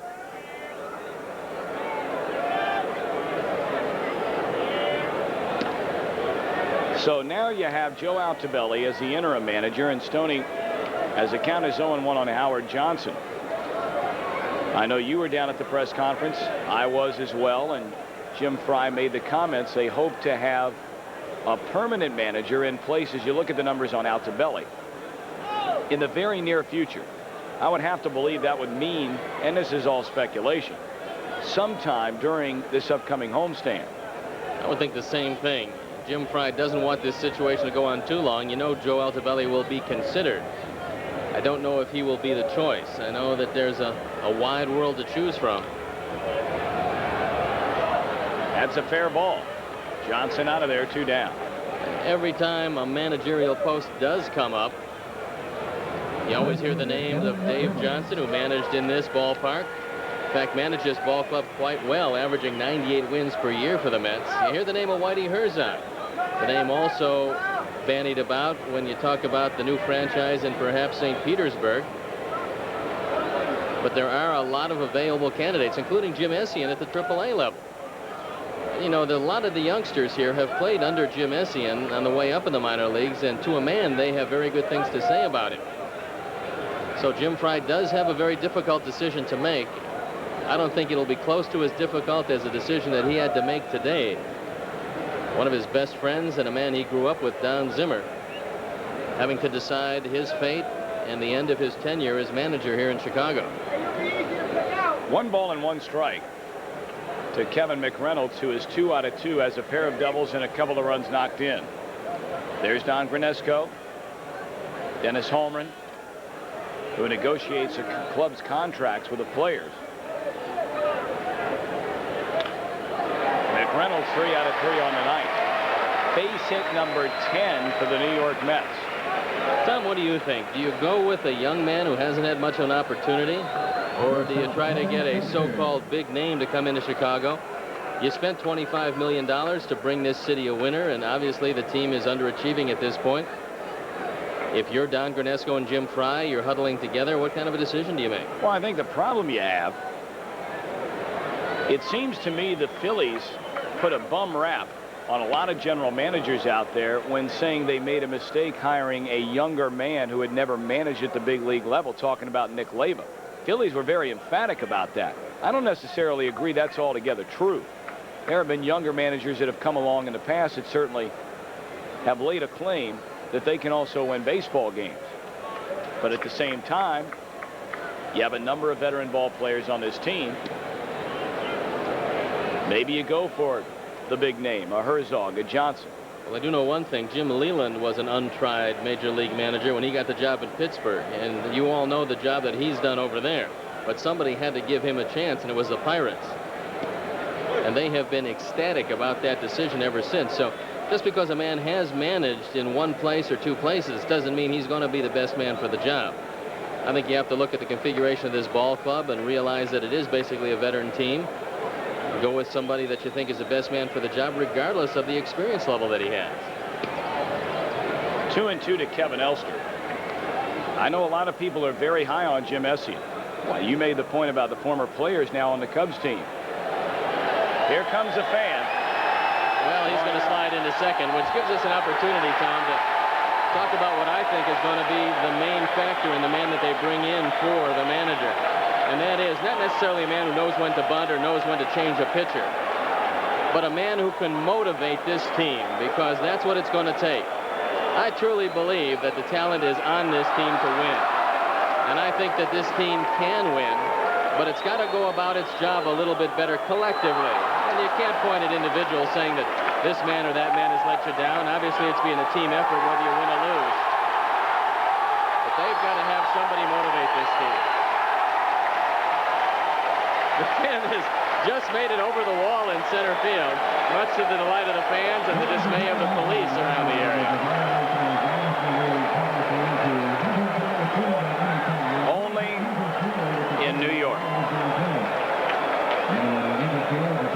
You're wondering why we're not doing any justice to anybody by showing a lunatic like that running out of the crowd.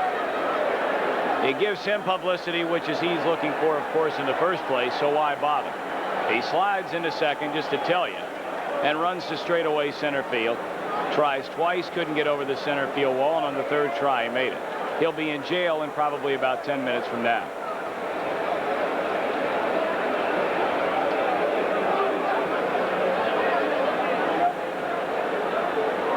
So for those of you who might have inclinations to go ahead and try it, hoping you will be put on television, it will not happen during a Chicago Cubs television broadcast.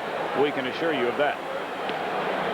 Full count now to Kevin Elster. It's an 8-5 Mets lead. Bottom of the fourth inning. The Mets have scored in every single frame tonight. We'll let this joint settle down a little bit and talk more about this managerial situation when we come back in the fifth inning. There goes a runner, swing and a miss, and Elster is out of there. And for the first time tonight in an inning, the Mets do not score. No runs, a hit, a man left. From the SeaWorld blimp in New York, Mets 8, Cubs 5. Shea Stadium in New York. Later tonight on Channel 9, a man investigating a murder becomes obsessed with a woman involved in it. Craig Wasson and Melanie Griffith star in Brian De Palma's thriller Body Double, tonight at 11:30 on Chicago's very own Channel 9. Have to race home and check that one out. Good luck with your reception. Might be tough. Mark Grace looks at ball one. Grace is 0 for 1, walked and scored in the third inning. Cubs trailing by 3. They have 5 runs and 6 hits, however, against Dwight Gooden. And lifetime, he is 22-3 against the Cubs. Had a chance to see a man who spent some time in Chicago, Maury Povich, who was here with Connie Chung before the game. I met Connie, very nice lady. Maury, a good guy. That is a fair ball. It'll get down along the wall, and Grace will trot into second base with a leadoff double. Wouldn't be too surprised to see the New York bullpen get started shortly. I think they're going to make every effort to get Dwight Gooden through the fifth inning and then think about going to the pen. This is your ace, and you want to see him win a ball game. Despite the fact his ERA is great, he still is only 4-3. But with the amount of pitches that he's thrown tonight, if he goes much further, it'll be like throwing a doubleheader because he's not fooling too many Cubs.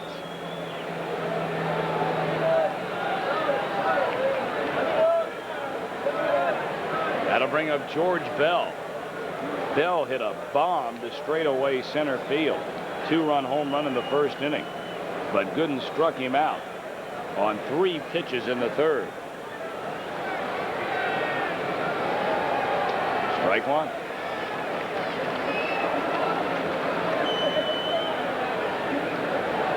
Lancaster goes a couple of innings in relief. As you look at Sean Dunston, he gives up 3 hits, 2 runs, both earned. He walked a man and struck out about him. Dunston not in the lineup tonight. Jose Vizcaíno getting the start at short. Whoa. Gooden may have thrown a lot of pitches tonight, but he still has a lot of juice left. There's no doubt he reached back for something extra there and threw it right by George Bell. I think he probably remembers the curveball he struck him out on in the third inning, and wouldn't be surprised if he doesn't go to a high tight setup pitch here if he comes right back with a breaking ball.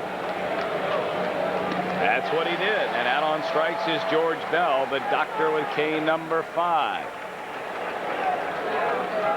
They're giving up a home run to George Bell in the first inning on a fastball. He's gone back to the breaking ball. When he gets it in a good spot, you just can't handle it. But one of the men who hit that breaking ball that was out over the plate was Andre Dawson the last time up. Straightaway center, Dawson's 2-run triple. That came his last at bat in the third inning. Dawson lined to Magadan in the first. Strike one. Let's get a little bit back to the managerial situation again, Stoney, and could barely hear you. I'm sure that with all the fans going crazy about the fan running onto the field, you were to continue your thoughts about what you were talking about. First, the 0-1 to Dawson. Fly ball, right field. Pretty well hit. Hubie Brooks at the warning track makes a grab. Grace will come on to third base. 2 down in the inning. I was talking about a manager who can motivate, Tom, and over the course of the years, there's a lot of people who are detractors of Tommy Lasorda. They don't feel that he's the greatest game manager around, certainly not in the Whitey Herzog class. But what everybody says is that Tommy Lasorda can motivate a player. Players come to him and seemingly have great years because they want to play for Tommy. And I think that's the kind of manager the Cubs need at this point. A man who can instill some confidence in his team and motivate them to be as intense as you can possibly be on a day-to-day basis. Strike call to Salazar. Any long shots? We've talked about Jim Essien, the AAA manager in Iowa. Very good candidate. Dave Johnson, formerly here of New York. And Whitey Herzog, the longtime St. Louis skipper. I would have to look at who would be available. You can go down through a lot of coaches around the major leagues, and one of the men who you would have to consider, and he would certainly be a long shot to get this job, might be Don Baylor. Because if you talk about a man who can motivate some people, it is Don Baylor. He knows the game, granted, no major league experience as far as the management is concerned, but a pretty good candidate. 0-2. Fouled off. Another long shot. A man who's been rumored for jobs here and there, Dusty Baker. He's throwing out names at this point, but nonetheless, a lot of people have talked about Baker, an outstanding hitting coach with the Giants. In the press conference, both Don Zimmer and Don Garnesco quick to point out how much respect they have for Don Zimmer. And Joe Altobelli, another one taking over, saying that it wasn't necessarily Don's fault, it was everyone's fault. He said he's the man taking over as the interim manager. He's the hitting instructor, and the team's not hitting, so he's partially to blame for this. They appeal down to first base, and no, says Bill Hahn. 1 ball, 2 strikes to Salazar. Mets leading 8-5 in the 5th, 2 down, and Grace at third base.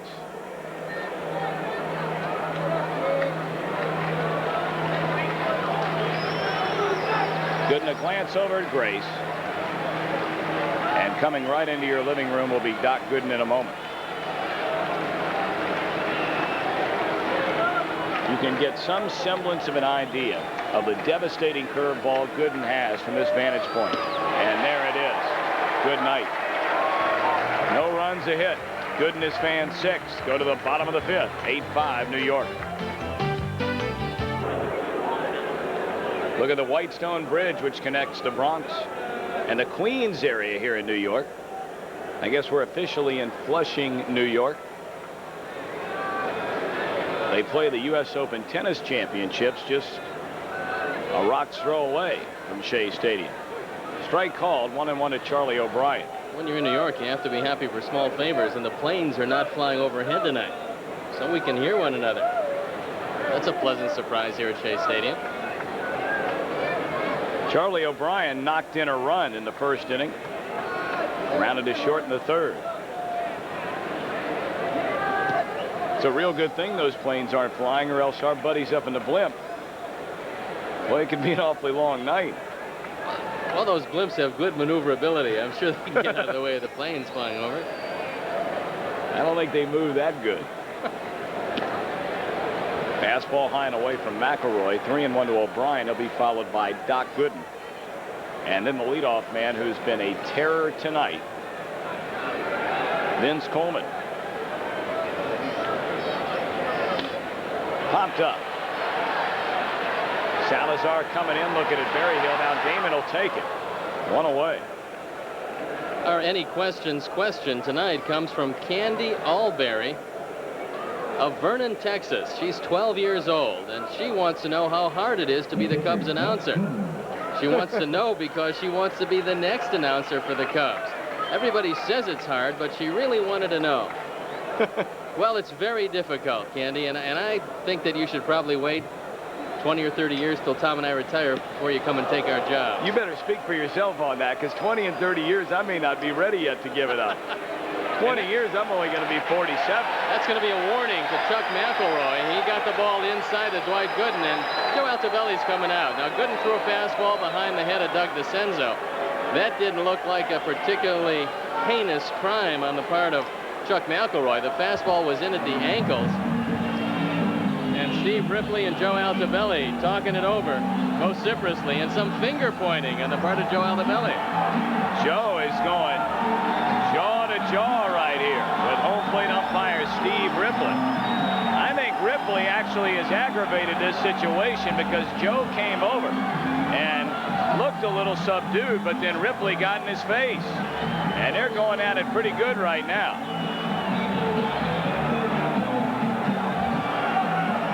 Joe Altobelli certainly hasn't lost his touch of arguing with umpires going back to his days in San Francisco and then later in Baltimore.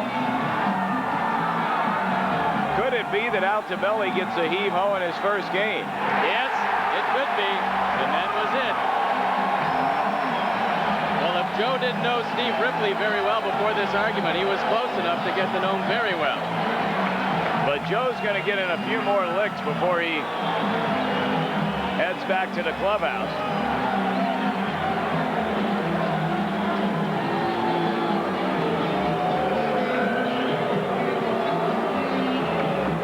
Well, there are a lot of people that feel, and I'm certainly one of them, that umpires, not all of them, but some of the younger generation tend to be very confrontational. And you can look at Steve Ripley right now and read his lips. He's getting in a few shots of his own.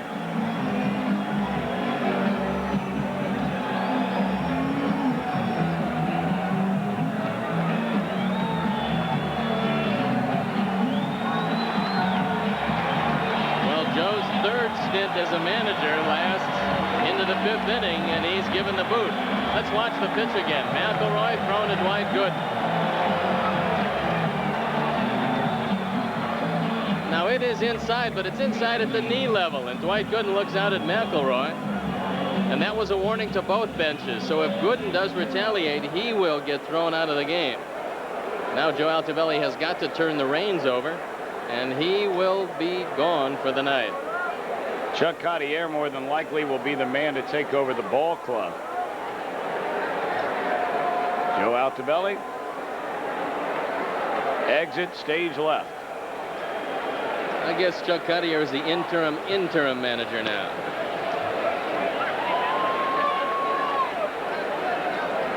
Of course, that spurns on the question, and Arnie Harris, our producer director, brought it up in a good one. How many managers you think have been thrown out in their first game with a ball club as its skipper. And tonight is Joe Altobelli's first game as manager with the Cubs. I venture to say not many. Not many, no. 8-5 New York in front. Bottom of the 5th inning. None on, 1 out, 2-2 to Gooden. And he's out on strikes. McElroy is second K.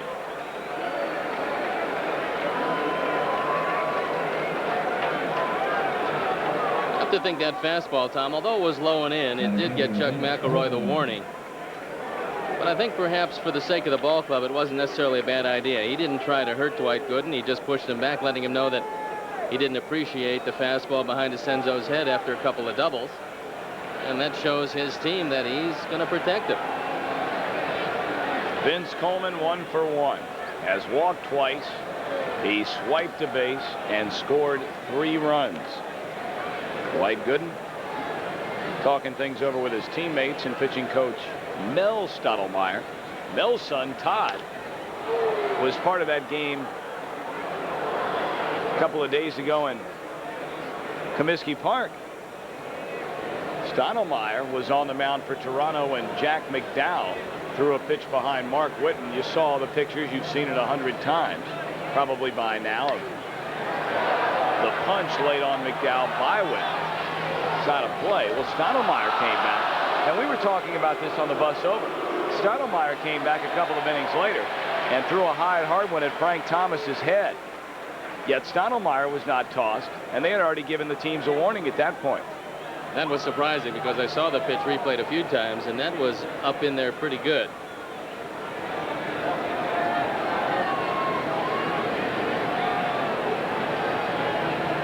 One ball, 2 strikes. And the Cubs will finally retire Vince Coleman tonight. 1-2-3 inning for McElroy. We played 5. Mets 8. Cubs 5. A look from the SeaWorld blimp. High atop Shea Stadium, 8-5 Mets in front as we head for the 6th. This copyrighted telecast is presented by the authority of the Chicago National League Ball Club, which has a right of approval of the announcers and is intended solely for the private, non-commercial use of our audience. Any publication, reproduction, retransmission, or other use of the pictures, descriptions, and accounts of this game without the express written consent of the Chicago National League Ball Club is prohibited. It'll be the latter third of the lineup. Jose Vizcaino, Damon Berryhill, and then a pinch hitter. Looks like Mike Bilecki getting loose down in the Cubs bullpen. And Vizcaino, a line drive center field. Coleman will catch up with it, 1 away. Vizcaino has tagged the ball 3 consecutive trips against Gooden with only 1 hit to show for it. Talked to Al Harrison, who's the vice president of operations of this club, and he told me that although Coleman has not been the best center fielder in the world, he's been pretty good out there.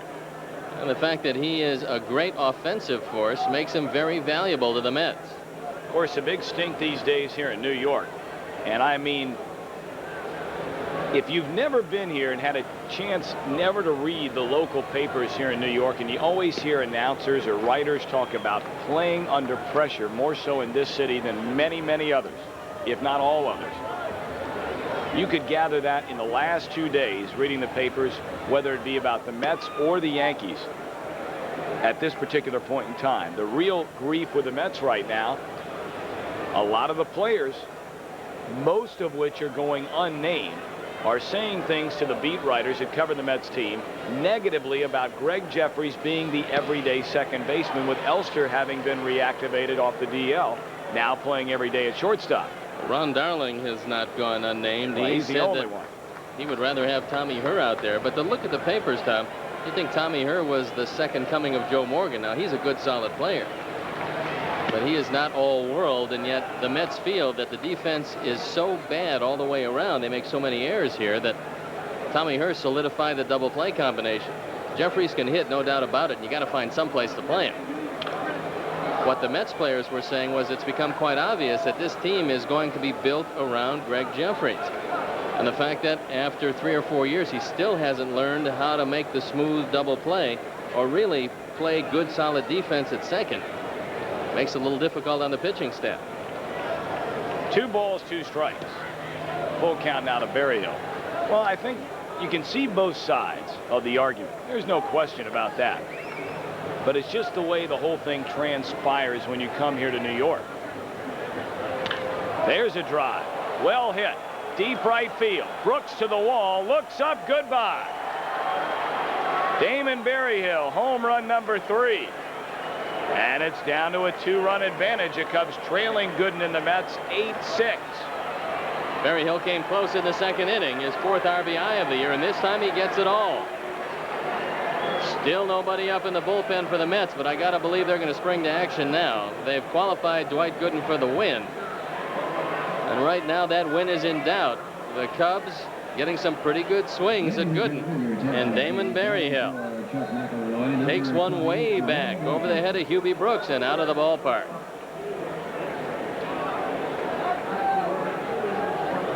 Jerome Walton, the pinch hitter now for Chuck McElroy.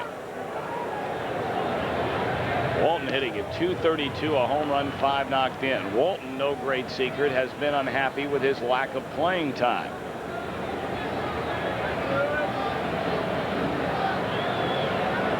The 0-1 pitch. Fastball in on him. Ball and a strike. Jerome Walton came out in the papers and said to trade him. But where are you going to trade him to? Most teams have a center fielder, and they've committed themselves usually to a very young man to play out there.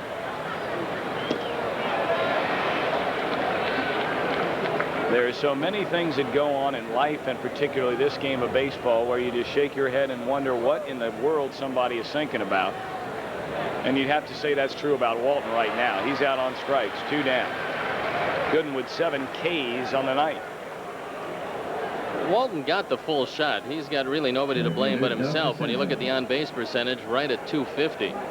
The fact that he's only drawn 2 walks this year, for a leadoff man, that's just not getting the job done. And so, with the team struggling, you have to go to somebody else, and that somebody else is Doug DeCenzo, who's been on base 3 times with a couple of doubles. DeCenzo hit by Gooden his last trip, and the average over 300. Ball 1. Pirates leading the Cardinals 5-3 in the 7th. Montreal blanking Philadelphia 2-0 in the 8th. San Diego, Atlanta in the 9th tied at 1. The Reds also in the 9th inning. At home in front of the Giants 3-2. They're in the 5th in Houston. Dodgers and Astros scoreless. Here it's 8-6 Mets. 1-1 to DeCenzo. Magadan will wave off Gooden. The inning is over. 1 run, 1 hit. Nobody left. Through 5.5. Mets in front in a slugfest by 2.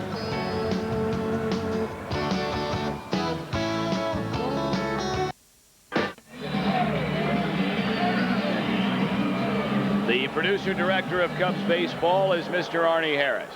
And with Cy Young Award winner Steve Stone, I'm Tom Brenneman. You're looking at a vantage point from the SeaWorld Blimp. On hand here at Shea Stadium tonight, we're going to the bottom of the 6th inning with the Mets in front 8-6, and now on the pitch, right-hander Mike Bilecki. Bilecki picked up another win in relief, and he's 5-2 now. The ERA 4.03, on for the 12th time. 5 of them starts. 38 innings, 30 hits. He's given up 4 home runs, walked 17, fanned 15.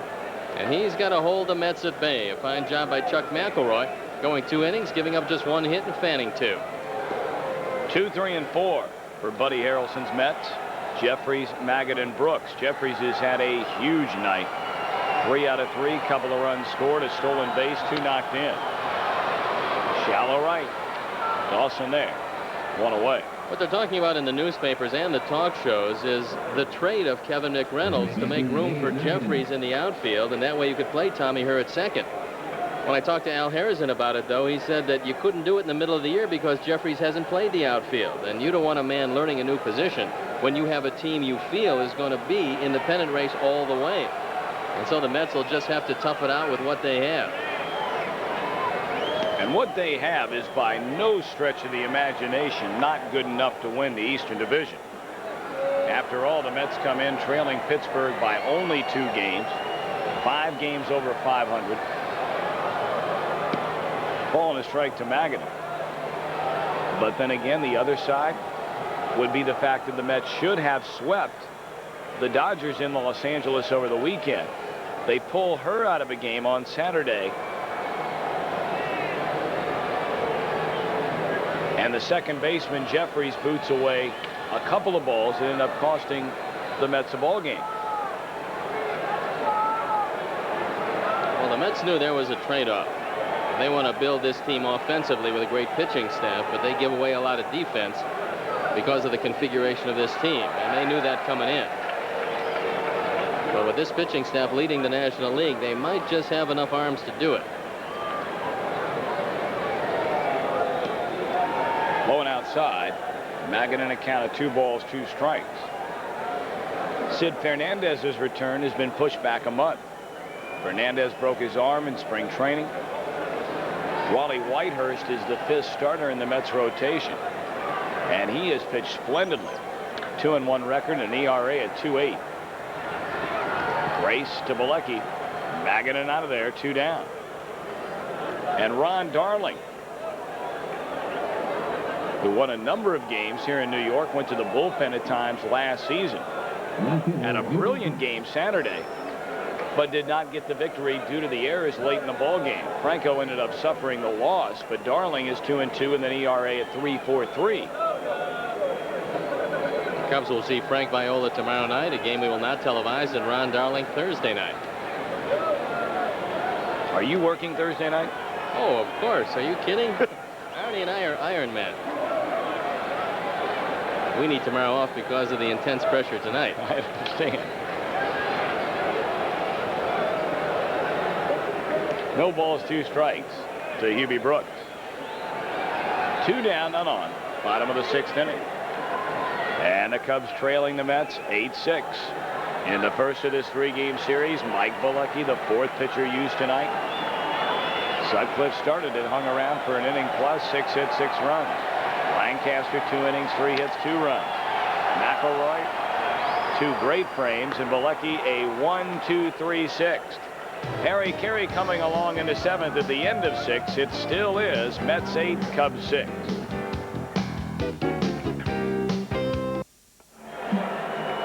Leading off for Chicago, number 44, second baseman Keaton Wilson.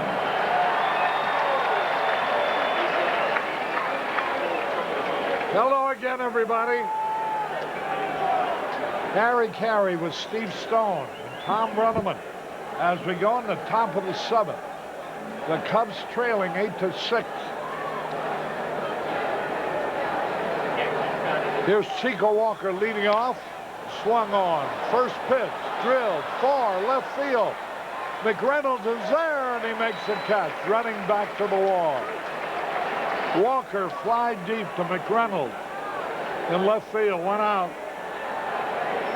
Tonight's designated butt batter is Joseph Belezzo from Norwich, Illinois. Has a chance to win $100 immediately and a chance at sharing in a $10,000 bonus pool to be awarded at the end of the season. So, good luck. Joseph Belezzo from Norwich, Illinois. 1 out, nobody on. Cubs trailing by 2. Here's Mark Grace, who doubled to left his last time up. Foul the pitch back and out of play down the left field line. Let's pause here for station identification. This is WGN TV Chicago, America's #1 sports station. The pitch. Hot shot, right field, base hit. And Grace is on there now. And here's Bell representing the tying run. Bullpen up and going and getting ready in a hurry. A right-hander and a left-hander for the Mets. Here now is Bell, who hit a 2-run homer in the first and then struck out the next 2 times on sharp-breaking curveball. Pete Shorrock is the left-hander. Wally Whitehurst, I believe, is the right-hander. And Dwight Gooden has not been his usual dominating self, so the Cubs have got a shot. Here's a guy who could tie it up in a hurry with 1 swing. He now has 9 homers. Buddy Harrelson coming out, the manager of the Mets. And that may be all for Doc Gooden. I got to believe it's going to be Harry. He's thrown so many pitches. Now, Bud Harrelson's going out there to have a word with him to find out how he feels. But he's probably at the 110 pitch mark already, and we're not even through the 7th inning. You know, that's why his record is such an amazing 22-3 against the Cubs. A few times the Cubs have hit him hard and have scored runs on him, enough to, you would think, win. Is a game that the Mets have come back and scored a lot of runs themselves. There is going to be a new pitcher. We'll tell you more about him following this message.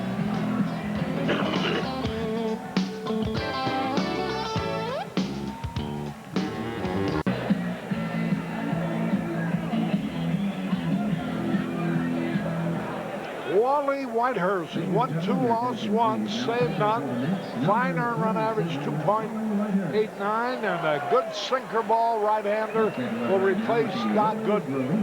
Whitehurst has given up a couple of home runs this year, but he's only walked 3 men in 28 innings. This is his 8th outing, 4 of them starts. And he was the swingman in the starting rotation for Bud Harrelson, but he comes on in relief of Dwight Gooden. He's got Mark Grace at first base. There's 1 out here in the 7th inning. And the Cubs looking up at a 2-run deficit. Here's the first inning home run with 1 on by George Bell, which gave the Cubs a 3-0 lead. The first run had already scored as DeCenzo doubled and scored on Sandberg's single to right. Then Bell homered. But before you could enjoy that 3-run lead, the Mets had come back in their first and scored 4. But now the Cubs are in a spot only 2 runs behind, the tying run at the plate, and here's Wally Whitehurst. Whitehurst is 6'3", 195 pounds, out of Shreveport, Louisiana. Split his year between Tidewater and New York last year. Didn't start any games for the Mets, but he appeared in 38 with a 3.29 ERA. He's allowed 2 home runs so far this year. And here is Bell. Bouncing foul. If I told you they had played a fast ball game in Cincinnati, 2 hours and 15 minutes, who would you guess pitched it? I would guess Tom Browning. You're right. Tom Browning, the winner, as Cincinnati beat the Giants 3-2. That's another team, Harry, that's really struggling trying to score some runs with what everybody thought would be a great offense. The Giants haven't been able to put anything on the board. Well, they have terrible pitching. Eric Davis hit a 2-run homer off Bud Black to give the Reds that victory. Atlanta is leading San Diego 4-1 in the 9th. That ought to be over. Pitch is high. 1 ball, 1 strike, 1 out. Bud Black was a loser for the Giants, 3-2 to Cincinnati, Tom Browning. 1 ball, 1 strike.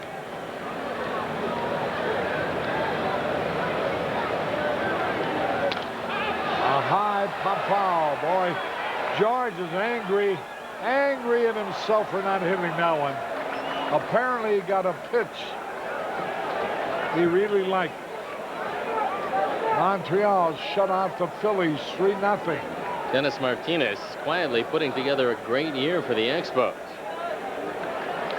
1 ball, 2 strikes, 1 out, 1 on. Grace with 2 out of 3 so far tonight.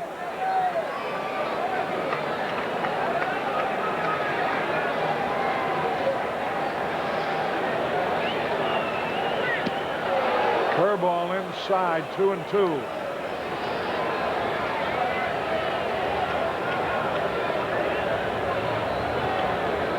Big crowd on hand, must be close to 40,000.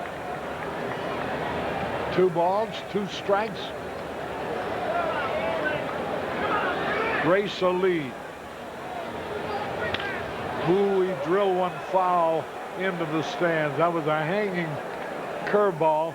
Sometimes when you hang one, you get a break if you're on the mound, and the ball hangs inside, doesn't come out over the plate. That one hung inside, and George was a little too quick on it and yanked it foul. That's the difference between a ringing double down the line and a souvenir. Now ready. We're in the 7th. Cubs trail by 2.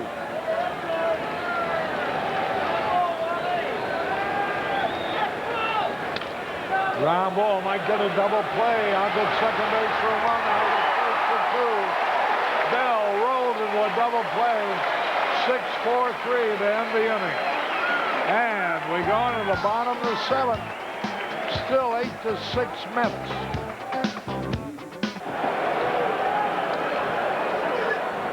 We go into the bottom of the seventh. The Cubs are trailing 8-6. And here is Hojo. Howard Johnson leading it off, 1 out of 3 tonight.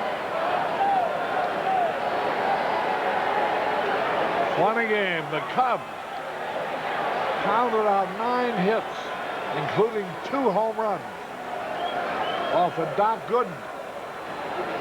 Knocked him out in the 7th, but he left leading 8-6.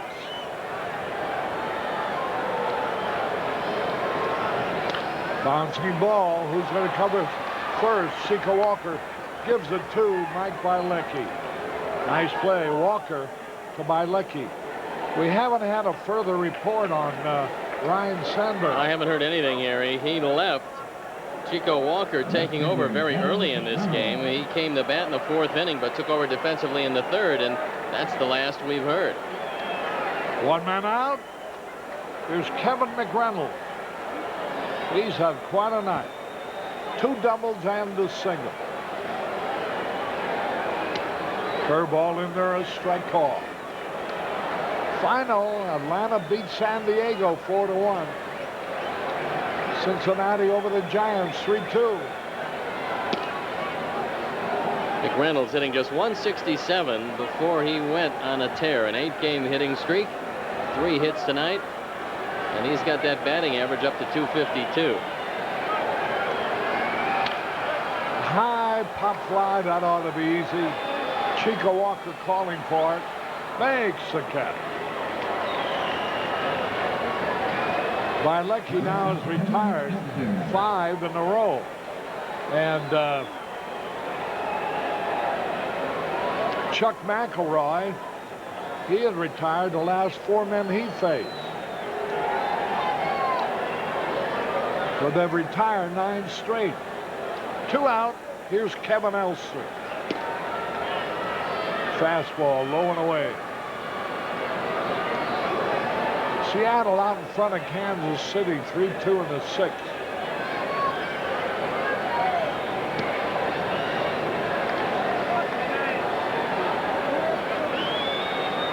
Elster, a fine defensive shortstop, just back off the DL, and surprisingly, he's hitting over 300. There's a high, lazy fly ball. 1-2-3. They'll go out again as Dawson puts it away. And at the end of 7, 8-6 Mets.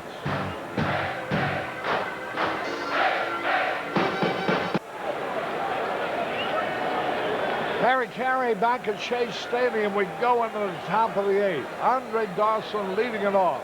Wally Whitehurst. The pitch.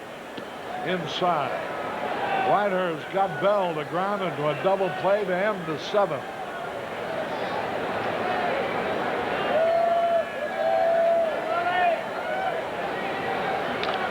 Fouled it out of play.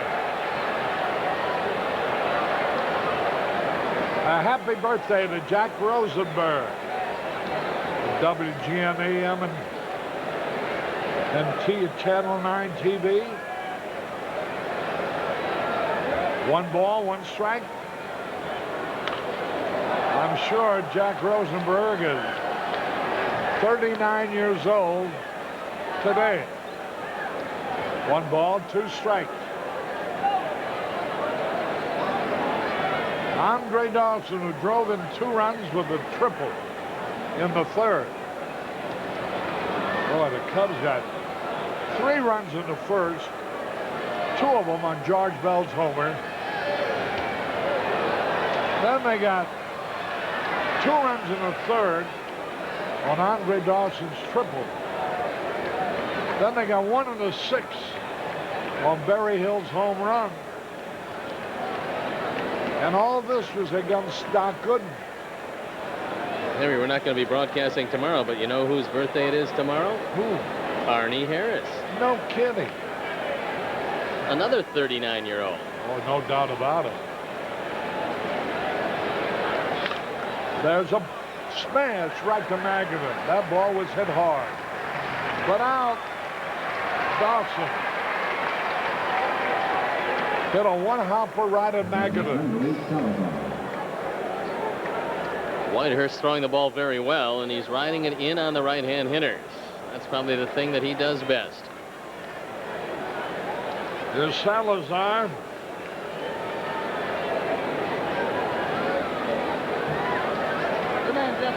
The stopper for the Mets is John Franco with 7 saves. There's a strike call. Franco has an .069 ERA in 12 appearances, so he's not giving up much, and there he is. He usually has trouble against the Cubs, though. Strike call to Salazar, 0-2.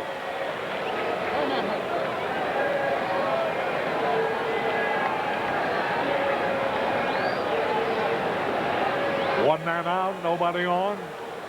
Wally Whitehurst pitch, low and away.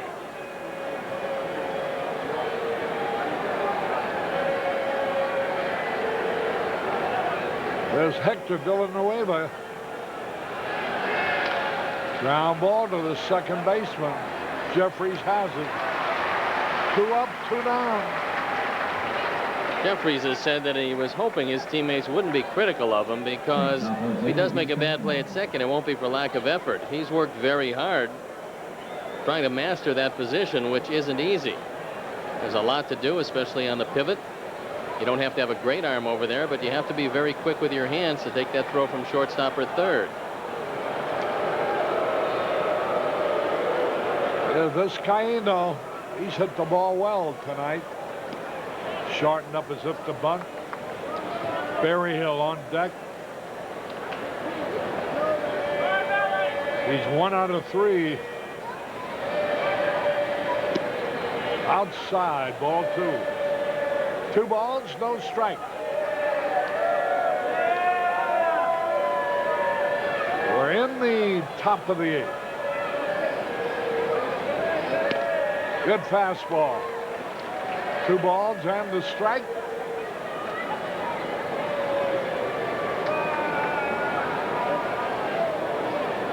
The Dodgers at Houston tied in the 7th. There's a line drive, and it is a fair ball into the left field corner, and here goes Vizcaíno around second base, holding up now. Boy, he could easily have 4 out of 4, which he has done previously this year, by the way. He's hit the ball on the button all 4 times tonight, twice for hits. Jose's been very impressive. He uses the whole field. He seems to make contact consistently. And you know he can pick it at shortstop. So it would appear that he'd be given an opportunity to do it a few more games. Now Charlie O'Brien, the catcher, goes out to talk to Wally Whitehurst. Here comes Bud Harrelson, and he's probably going to go to John Franco. That's the man you look to late in the game. Apparently he's going to make a double move here. Yep. New right fielder's going out there. Darrell Boston is going to play right field. We'll have more for you following this message.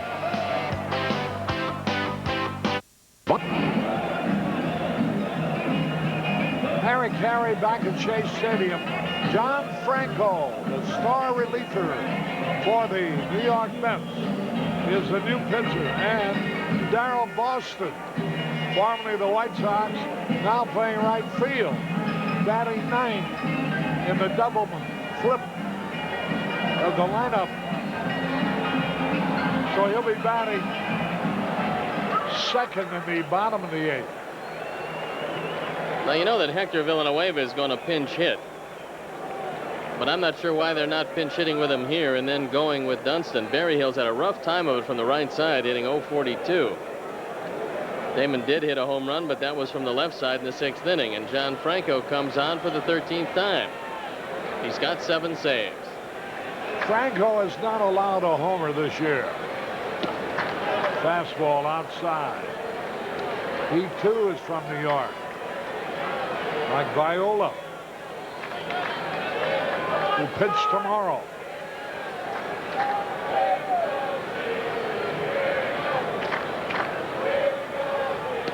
Ball 2 outside. The tying runs at the plate. Hector Villanueva in the on-deck circle. And there's Paul Alsamacher warming up for the Cubs. Swung and a miss. 2 balls and the strike. Damon just 1 for 24 from the right side this year.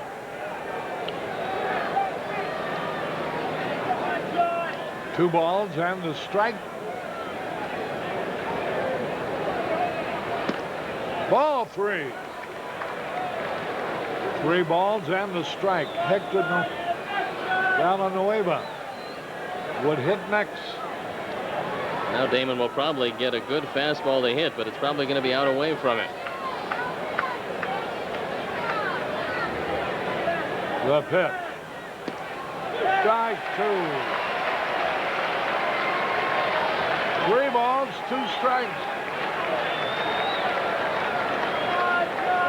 John Franco.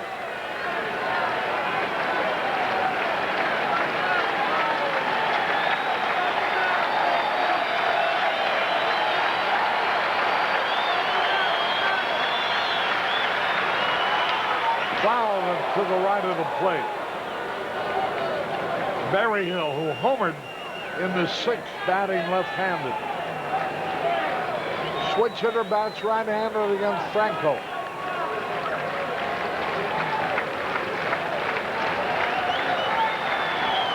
Each team with 10 hits.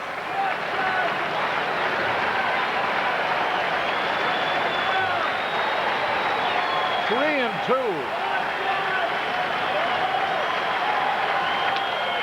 Bouncy ball, that's easy.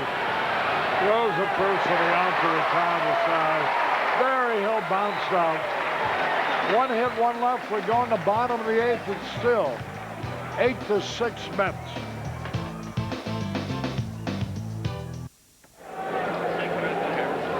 Harry Carey back at Chase Stadium as we go in the bottom of the 8th. And here is the catcher, Charlie O'Brien.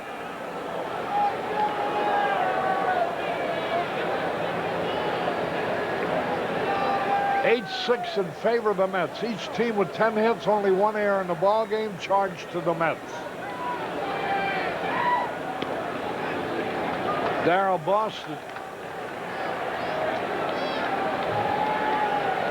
in the flip-flop of the batting order.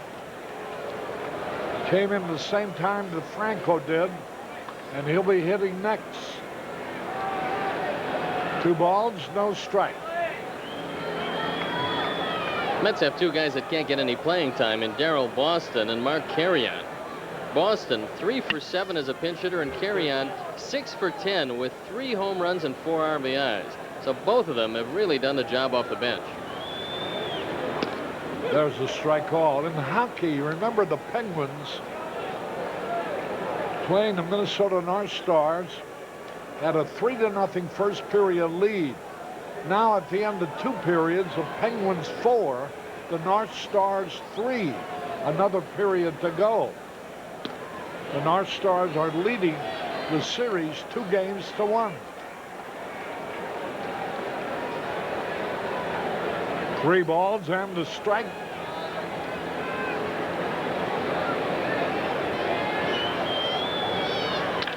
Bouncing ball, Vizcaíno throws the first for the out. In case you tuned in late, here's some of the highlights. George Bell's 2-run homer in the first made it 3-0. Gooden in 6 of the 3rd innings pitch was knocked out with 7 strikeouts. Vince Coleman, a big offensive gun for the Mets. On base, scoring runs all night long, and Joe Altobelli kicked out by the plate umpire, Steve Ripley, for arguing in his first game as interim manager of the Cubs after it was announced earlier today that Don Zimmer had been replaced.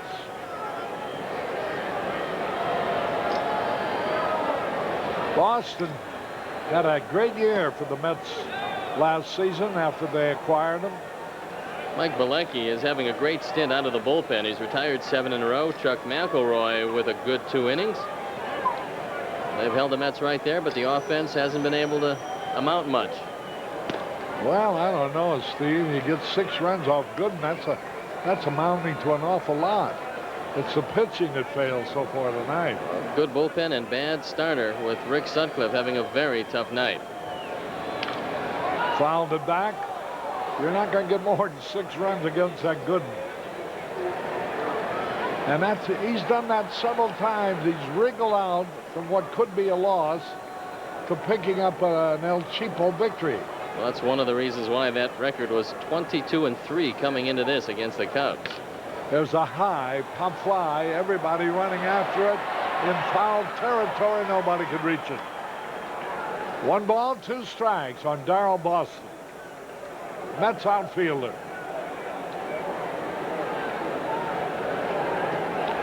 The Bulls are winning their game easily by a big margin over Detroit.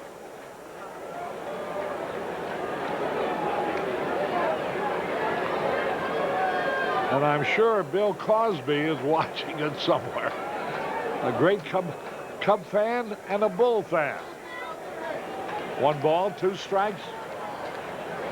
Curve just missed.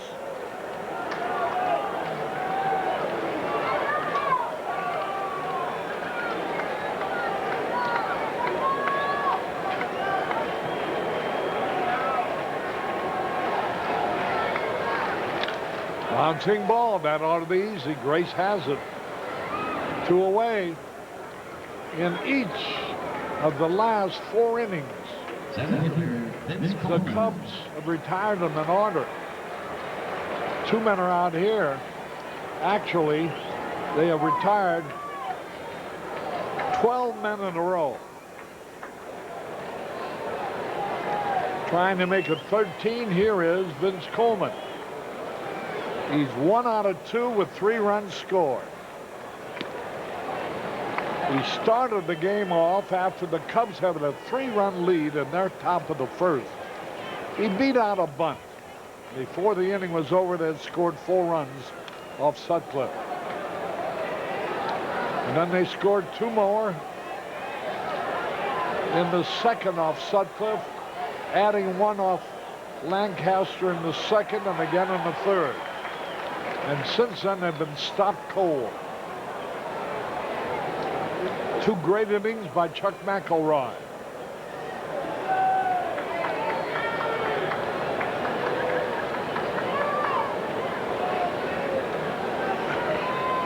The Pirates beat the Cardinals 5-3.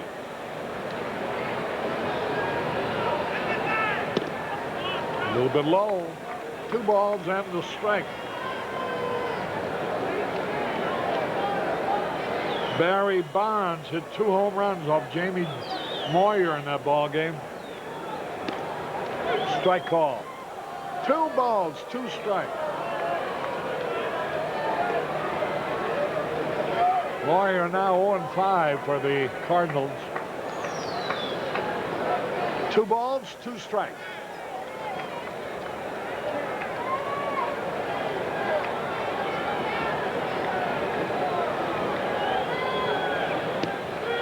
Him out. That's 13 men in a row retired by the Cub relief pitchers. At the end of 8, it's still 8-6 Mets.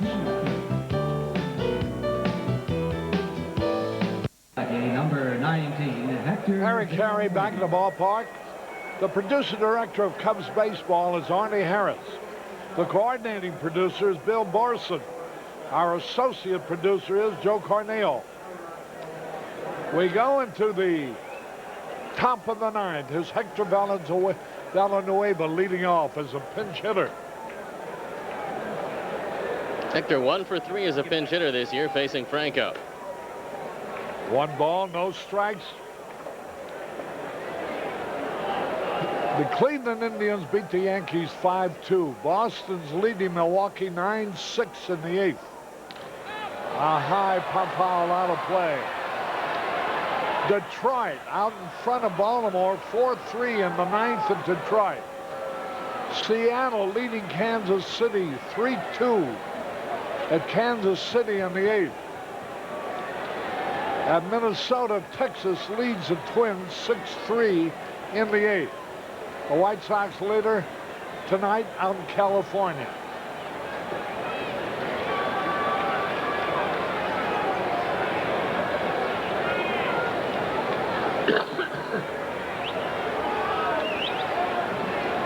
Two balls and the strike.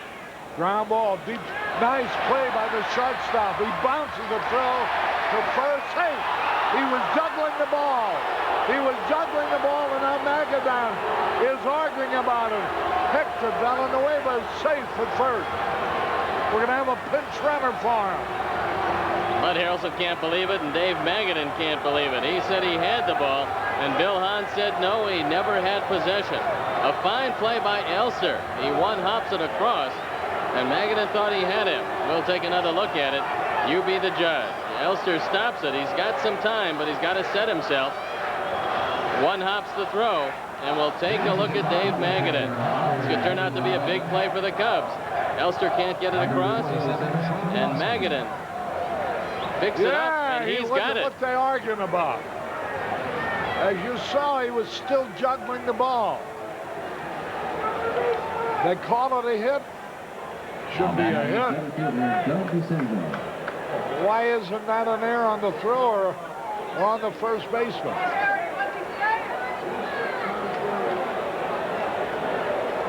Well, that's all right. Give Hector a hit.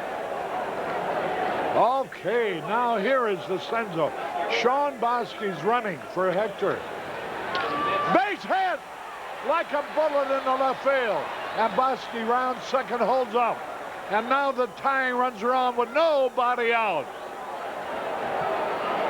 And that's a third hit for Doug DeCenzo. 3 out of 4. And he's been on base 4 times. And now here is Chico Walker. Rule of thumb is you don't play for a tie on the road. But the infield meeting at the mound to talk about the bunt by Walker if he decides to lay it down. Howard Johnson playing a shallow third base. Oh, I'd like to see him hit one through that hole. Look at that. With a shortstop holding Bosky. He was aiming that way, but he missed the pitch.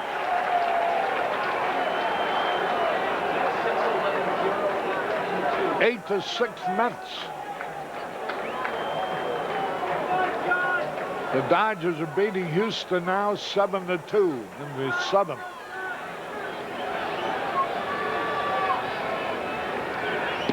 Swung and he missed. And he's in the hole 0-2. Now the third baseman has dropped back deep. And so is the first baseman. Would he dare try to bunt now with 2 strikes? I doubt it. I don't think so. Now ready?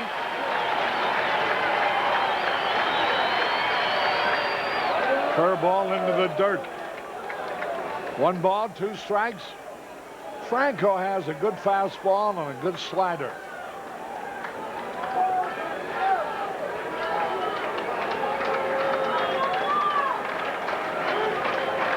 And he also throws a good screwball.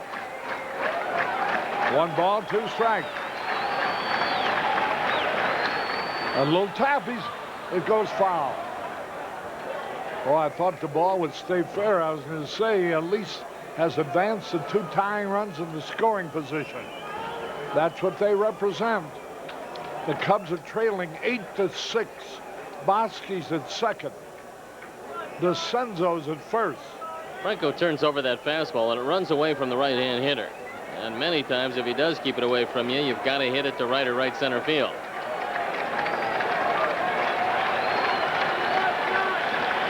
One ball, 2 strikes.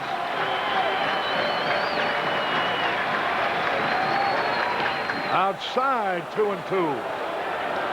2 balls, 2 strikes. Remember, no television tomorrow night. We will have radio. We'll be back with television Thursday night at 6:30 Chicago time. 2 balls, 2 strikes. The pitch. Line drive, maybe dropping. No, he dives to make the play. A fine catch by Kevin McReynolds. That ball did everything but drop in for a base hit. Good heads-up base running by Sean Bosky. This ball's hit off the end of the bat. Chico tries to pull it. And here comes Kevin McReynolds. Bosky, realizing that McReynolds has a shot, doesn't get doubled off and heads back to second. Good play by McReynolds, who's had quite a night. Here now is Mark Grace. He's 2 out of 4. 2 out of 3. A double and a single in his last 2 times up. Facing a left-hander, John Franco. Now ready. Ground ball to the shortstop. Throw to first in time, 2 out. And here comes George Bell with the tying runs at second and third. Mark didn't hit this ball hard. He broke his bat. But it gets the tying runs into scoring position. Grace tries to take it the other way. Franco can't get to it, and Elster has just 1 play. He makes it to first. And now another meeting at the mound. Elster, Charlie O'Brien out to talk with Franco and how they're going to work George Bell.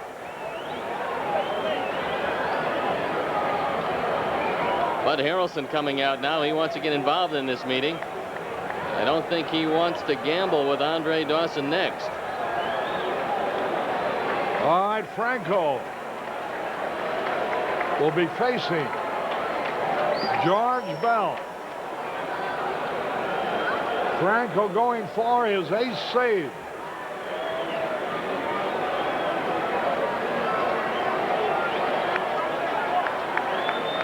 It's Gooden's game to win.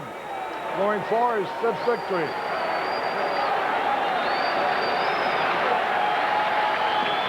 Curveball low. And George Bell wants the umpire to look at the ball. 1 ball, no strikes, 2 out. Runners at second and third in the top of the 9th. The Mets leading 8-6.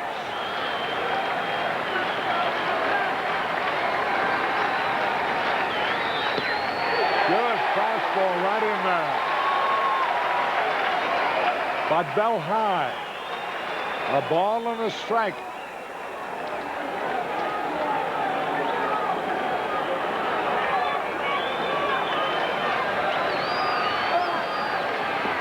Ball 2. 2 balls and the strike.